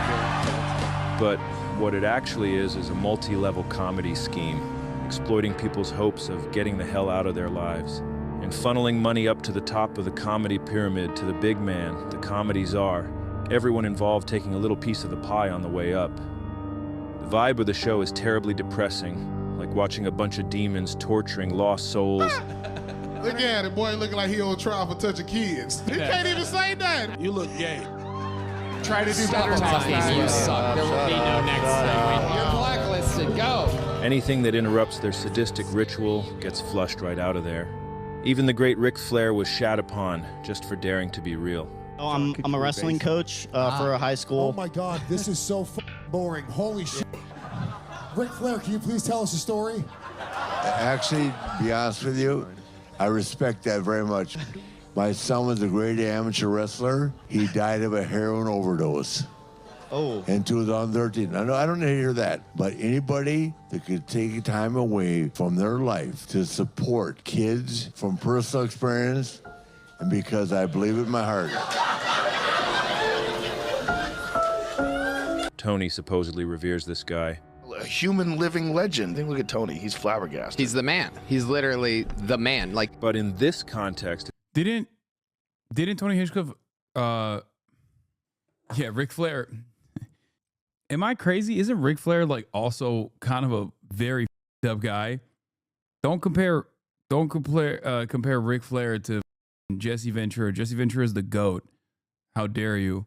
And the other thing I was gonna say is like Tony Hinchcliffe, I think, used to write for wrestling, right? He used to be a writer for the WWE. Yeah, he's one of the guys that was just like on those like rape planes, right? I don't know how else to describe it other than you put a bunch of CTE-addled like psychos on a plane and they were just doing like horrifying rapes in the air, if I remember correctly. They were just doing like it was a plane ride where it just no holds barred. It's like a CIA black site torture plane, but instead of torture, I mean, I guess it's a different kind of torture. You're just like you have all the stewardess like having to see these guys' dicks and shit. It's all about Tony and maintaining his kayfabe. Because I believe it in my heart. Show's depressing, man. You ever had Asian pussy? I will never sign up to make fun of people that donate their time to making children better. Maybe it's me, though. I don't know. maybe I am the asshole. I'm gonna see what people are saying about their recent show. Ric Flair propositioned my 16-year-old mom to go to his room once. So yeah, what the what a deep cut. That is crazy. Ric Flair tried to statutory rape your mom is wild. Show in London.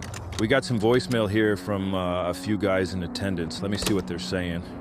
I was stage right, and every scumbag up there booed non-stop for everything, and laughed when they got any reaction, or could make a comic react.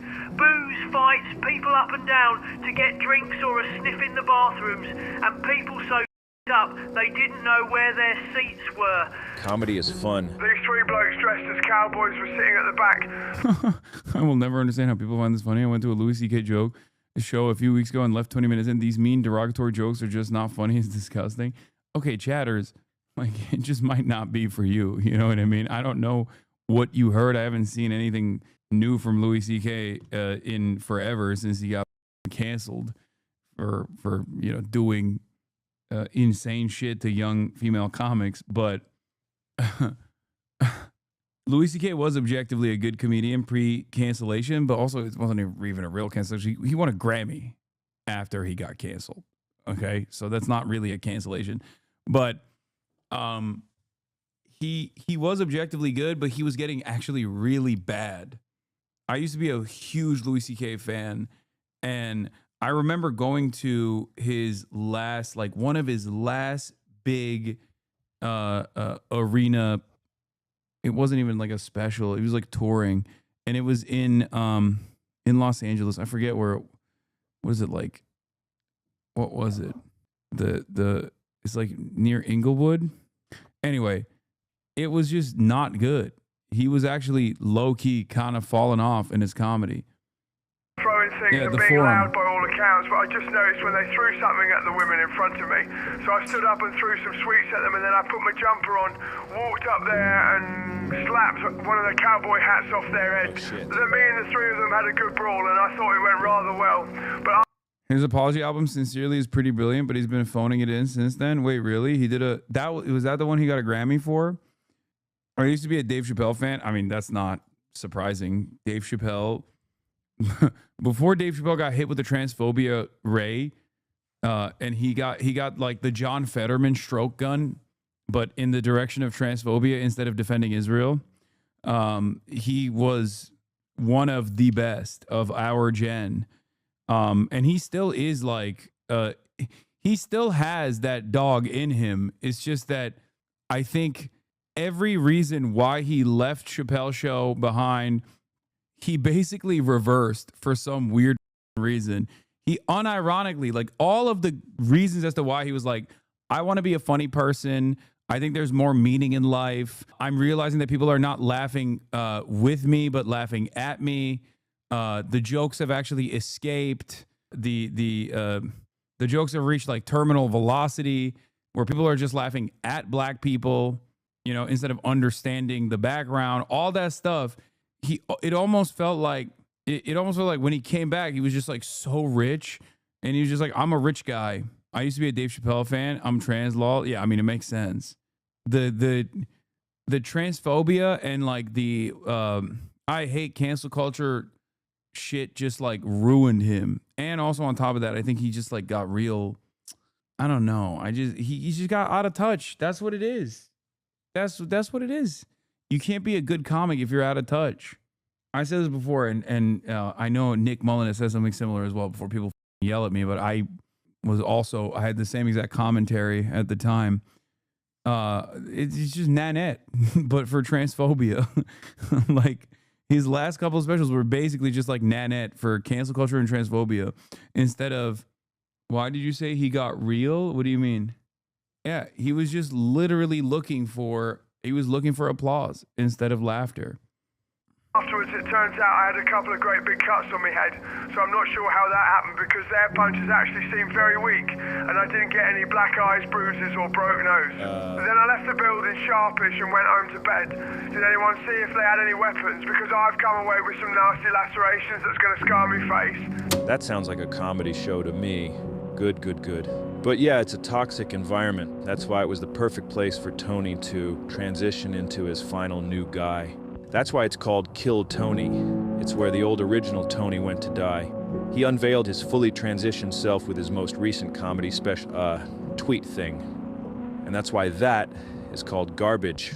Tony in, garbage out. And this new Tony just seems even more pissed off. The networks were tripping over themselves in the late 90s to make Chappelle happen, but he just couldn't pop off. No, I don't think it's just Neil Brennan. Like, Neil Brennan is one of the masterminds behind the Chappelle Show as well. But that's not the reason. No, if you look at his stand-up, if you look at Dave Chappelle's stand-up alone, you will realize that he is, he was very funny. It's just, comedy is the art of observation. At its most base, that's what comedy is. You're just like observing silly, stupid, quirky things about the nature of human existence.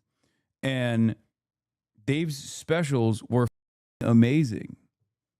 He was great. He was very funny, especially his observational skills and his humor as it pertains to like black culture, growing up black in America. All this stuff was fantastic.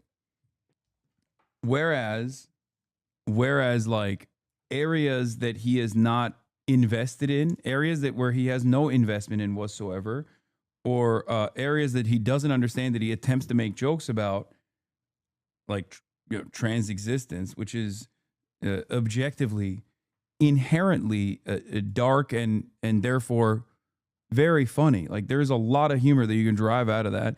He just, instead of trying to sincerely understand it and make jokes about it, he just did the hackiest shit you can do, which is looking at it from the outside and going, aren't they weird?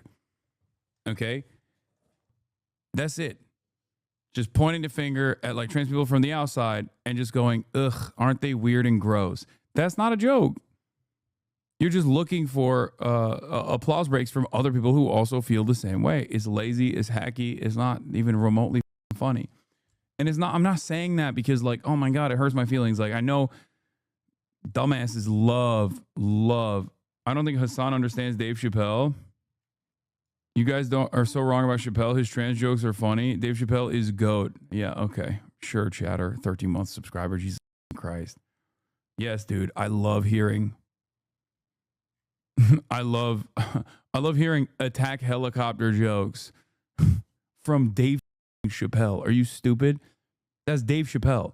If he is rehashing, oh, trans women are just men wearing a dress type jokes that you have heard a million times over in like on Reddit and in like 4chan and shit, that's not like my expectation from someone like Dave Chappelle is supposed to be way above that. Like that's not like if Steven Crowder is making the same jokes, then you're no longer the GOAT. He's got other jokes. No, I know. And his other shit's still pretty good. It's just that, you know, you have to look at the entirety of your work, the entirety of your output. He seems to still be following in the comedy czar's footsteps, right off a cliff. But when a guy doesn't have a real male role model, and all he's got is the comedy czar, what else could you expect? And now he spends time on the show doing these deranged, awkward rants about whatever dumb shit most recently pissed him off. Just like Dad.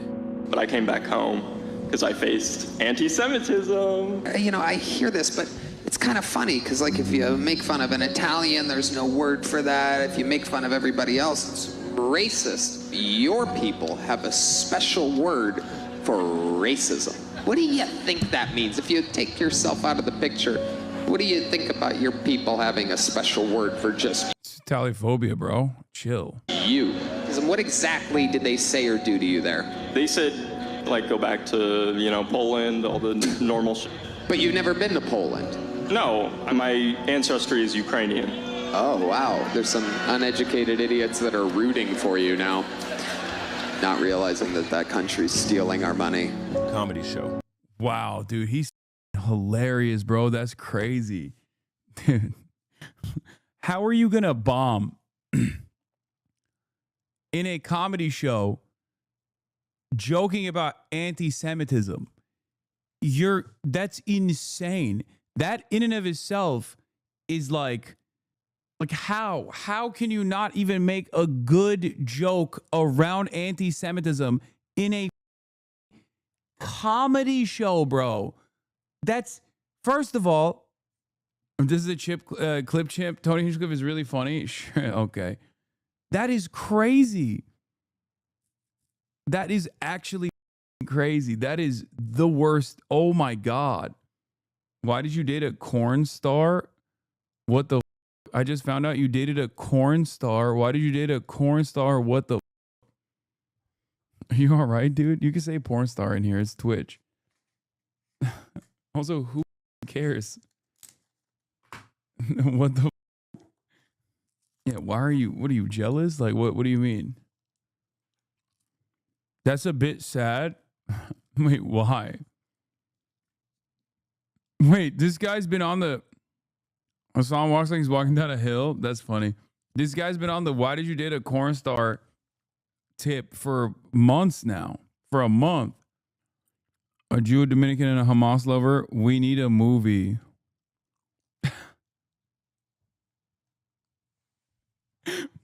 This guy is unintentionally funny.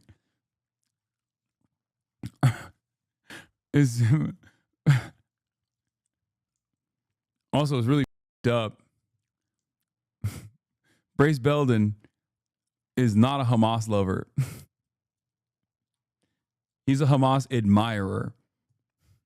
If he isn't funny, why do you think he has so many live viewers? Genuine question, Kill Tony. Does he have a lot of live viewers? I didn't even know that, but it's because he's the #1 guy for the Joe Rogan orbit.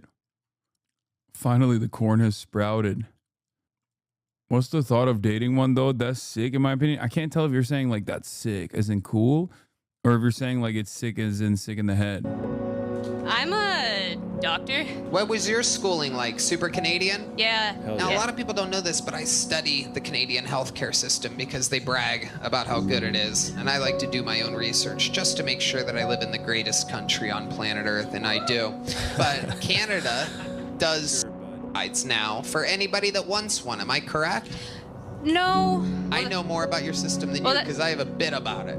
Hopefully you can tell by now that that right there is a guy who has fully migrated into a simulacrum. There really is something in the eyes, eh? Suey eyes. That's definitely a real thing. It's hard to believe, but all this crazy shit is how the top of the comedy world works now. I think they're just getting at dating a person that's been with so many other men. Okay, but I fucked their mom, and she fucked a bunch of other men too, so who cares? I don't give a shit.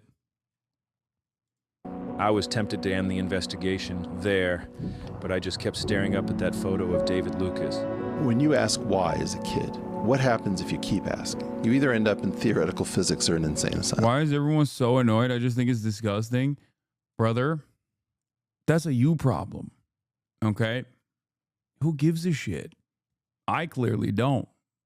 I think you just gotta get over it, you know? That's it. Why are you so insecure? Don't entertain this hater.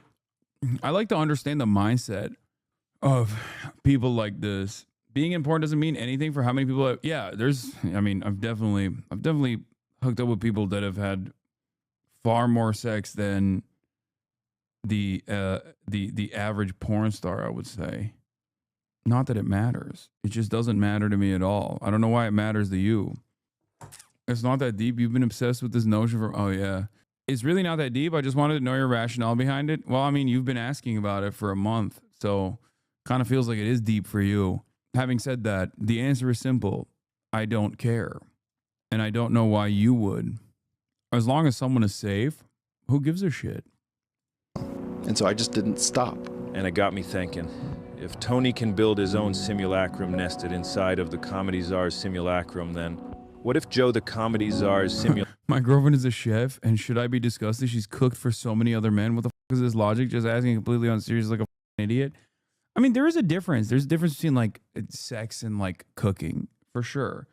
It's supposed to be a more personal experience, and a lot of people take it super seriously. But even in that situation, what's the difference between dating someone who's only had one dick 1,000,000 times versus someone who's had 1,000,000 dicks, I guess? like, which is impossible. That's not, unless you're Bonnie Blue. I just don't care. It doesn't say to me about that person at all, beyond the fact that they are a sex enjoyer. And people who say shit like this have to be children, I hope. Because by the virtue of being born, okay, I don't even want to say it. Never mind. Your mother and everyone else's mother gave birth, okay? Vaginas are very powerful. It doesn't work that way, dumbass. What the f do you think goes on? It's so stupid. Like, people, you have to literally be like a child brain who thinks that, like, storks are dropping the baby off to assume that, like, vaginas are expanding with the dicks that it takes. Simulacrum is also nested inside a bigger, more powerful simulacrum. Well, guess what? I fear not the pussy that's taken 1,000 dicks. I fear the pussy that's taken one dick 1,000 times. Sun Tzu. It is. You just need to follow. The only difference would be the greater chance of STDs when hooking up with multiple partners. Exactly. That's why I say as long as they're safe, who cares? The breadcrumbs. It's actually not that difficult. Everything's right out in the open, which is part of this bigger cult strategy. They hide in plain sight, and they lay their plans out in public for all to see, because people tend to think if this were real, they would be hiding it. What's your problem? Anyways, remember Joe's buddy Duncan? Warning him about what might happen now that Joe's podcast had become so massive and influential? About guys from deep dark wells of influence penetrating Joe like a battering ram and using him to blow radioactivity all over the world? Well, he was spot on. And thanks to Guru David's guidance, we figured out who those evil penetrators are. They are a self-fulfilling, prophetic doomsday cult, run by technocratic billionaires who want the world to crumble so they can rule over its ashes. An Armageddon death cult, obsessed with the demise of humanity, and hell-bent on making it happen as soon as possible. Comedy. I discovered this plot almost by accident while taking a break from all that thinking. I sat in the tree outside my cabin, started reading this book I picked up at a garage sale in town. It was called The Lord of the Rings. And, while reading it was supposed to be a break from all that thinking about the comedy hell world, but it actually ended up illuminating the pathway to the truth about how comedy got so shit. So, in this story, these ancient elf guys created magic orbs called the Palantiri. These orbs allowed guys to see and communicate across vast distances with other guys who had an orb. The orbs were meant to help gain and share knowledge and make society work better, but you had to be very smart and strong-willed to use this technology. And just like in our world, most people are just really stupid. It's just the way it is. These orbs weren't inherently evil. They didn't necessarily lie, but they could show a selectively narrow version of reality. And if you had a double-digit IQ and tried to use one, you'd end up confused, misled, and completely dominated. And that's when I realized the guy who wrote this thing must be some sort of genius, because he perfectly predicted the internet and how it was going to break everybody's brain. And in the book, the bad guy is this guy called the Dark Lord. Well, the Dark Lord got a hold of one of those Palantir orbs, and he used it to dominate and reshape the minds of a bunch of influential guys who happened to have orbs too, like the boss of all the wizards, and this guy Denethor, the ruler of some kingdom castle or whatever. Using the orbs, the Dark Lord led both these guys to fully believe the apocalypse was upon them, and that there was nothing they could do to change it. He figured if these influential guys could be convinced the end times were upon them, there would be a trickle-down effect, where everyone would believe it, feel completely helpless, and just kind of give up, and let the Dark Lord take over. The wizard boss guy reacted by joining the Dark Lord in his quest for domination, because if that Dark Lord is bound to win the war, he might as well be on the right side at the end of it. It's a philosophical suey. Poor old Denethor turned to utter despair and decided to just let Sauron get on with it. Let his kingdom be dominated by the Dark Lord before doing a proper full suey himself. Oh yeah, there was this other king who didn't have a magic orb, so Saruman sent this guy, Wormtongue, nasty guy, to just go whisper in his ear, and it had the same effect. The point is... Yes, spoilers for a franchise that has been around for like however many years at this point on. The books have been out for a very long time. The movies have been out for like 20. These guys essentially all got put inside a hyper-real simulacrum by the Dark Lord using that orb technology. The visions presented to them in the orb became their new reality, and because they were so weak and stupid, losers really, they were convinced there was no way forward except to embrace the apocalypse by joining that Dark Lord, or by going full Sui. Why the f am I talking about this stupid book bullshit? Because the internet is our magic orb. But unlike this book, in our world everybody has one. In the book, the Dark Lord loses the war because the humans got a new king who still lived in classic reality. But imagine if every guy in this Ring story had an orb, and not just a couple of the leader guys. Even this new king wouldn't be able to convince enough people to defend the castle. The Dark Lord would have won for sure. Anyway, it's a good book. Check it out if you know how to read. Because that's kind of exactly what this Doomsday cult we're talking about did. They created and then gifted to us our Palantiri, the internet, social media, podcasts. They used their techno-wizardry to seize control of human behavior and thought, creating their Palantiri to be both completely addictive and to devolve all human interaction into complete negativity. Once that happens, our I gotta get the hell out of here gene activates, and when there's nowhere else to go, the cult offers escape pods into their simulacrum, which really are psychic apocalypse bunkers. The cult's goal is to destroy what they call the cathedral, which encompasses all the elements of our society that influence our thoughts and beliefs about the world. Everything from public education and universities to cultural industries, the media, and of course the new mainstream media like podcasts. Once all these institutions are destroyed, the cult can assume control of all of them. And then they can dictate public opinion and the direction our society should go, which for them is an authoritarian monarchy run by an autocratic CEO king. They call this the Dark Enlightenment. People have been talking about this already, but for some reason nobody has ever pointed out that comedy is also part of the cathedral.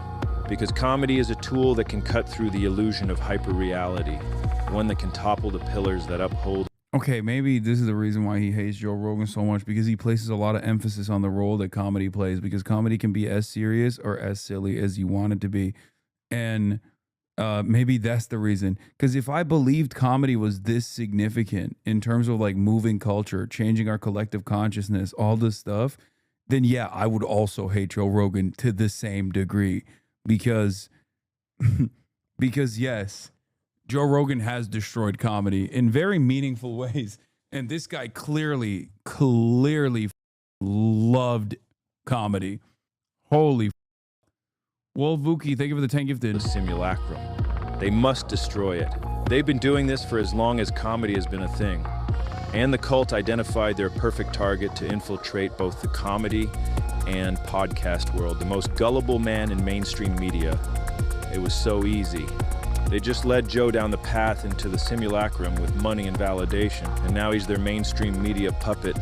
And comedy is crumbling, taken over by the cult. You think this is crazy? Who are the guys at the top of this cult? It's J.D. Vance. We're letting a grown man walk around in a miniskirt in broad daylight? It's the techno-wizard billionaires. It's Elon, Mark Andreessen. For sure these things are being censored. It's Peter Thiel. Talk about what's gone wrong in the U.S. because they're all friends of the show. Weird, eh? Everything's so much worse. You know? Like, how does it not trigger alarm bells in the minds of like the normies who look at Joe interview these like sheepish, wet lizard people and go, "That's my guy. That's my goat right there. He's just a normal guy, just like me." And the guys he's talking to also normal, also just like me. Like, no matter how much you love Joe Rogan, I don't think Joe Rogan can make these dudes look normal. Hello? They use comedy and podcasting as a fun Trojan horse to sneak themselves into the culture. And Joe and all his enablers let it all happen. Just sold out the entire comedy world. All while he preaches about the importance of comedy and how much it means to him. It was a religious calling. It's all a ruse, a great big scheme. A a spectacle, comedy kayfabe. 250 comics. In the cult, the guy who destroyed comedy. Did all the 6-hour stream comments made you stream extra long today? Yes. You guys. No, I'm kidding. I just wanted to watch this video because this was good and I got locked into it. But that's the only reason why I stayed beyond. Probably the impact, how much hatred he has in his heart, specifically for one man and all of his little goons as well. Hasan Reaction is one of the best ones in the React channel.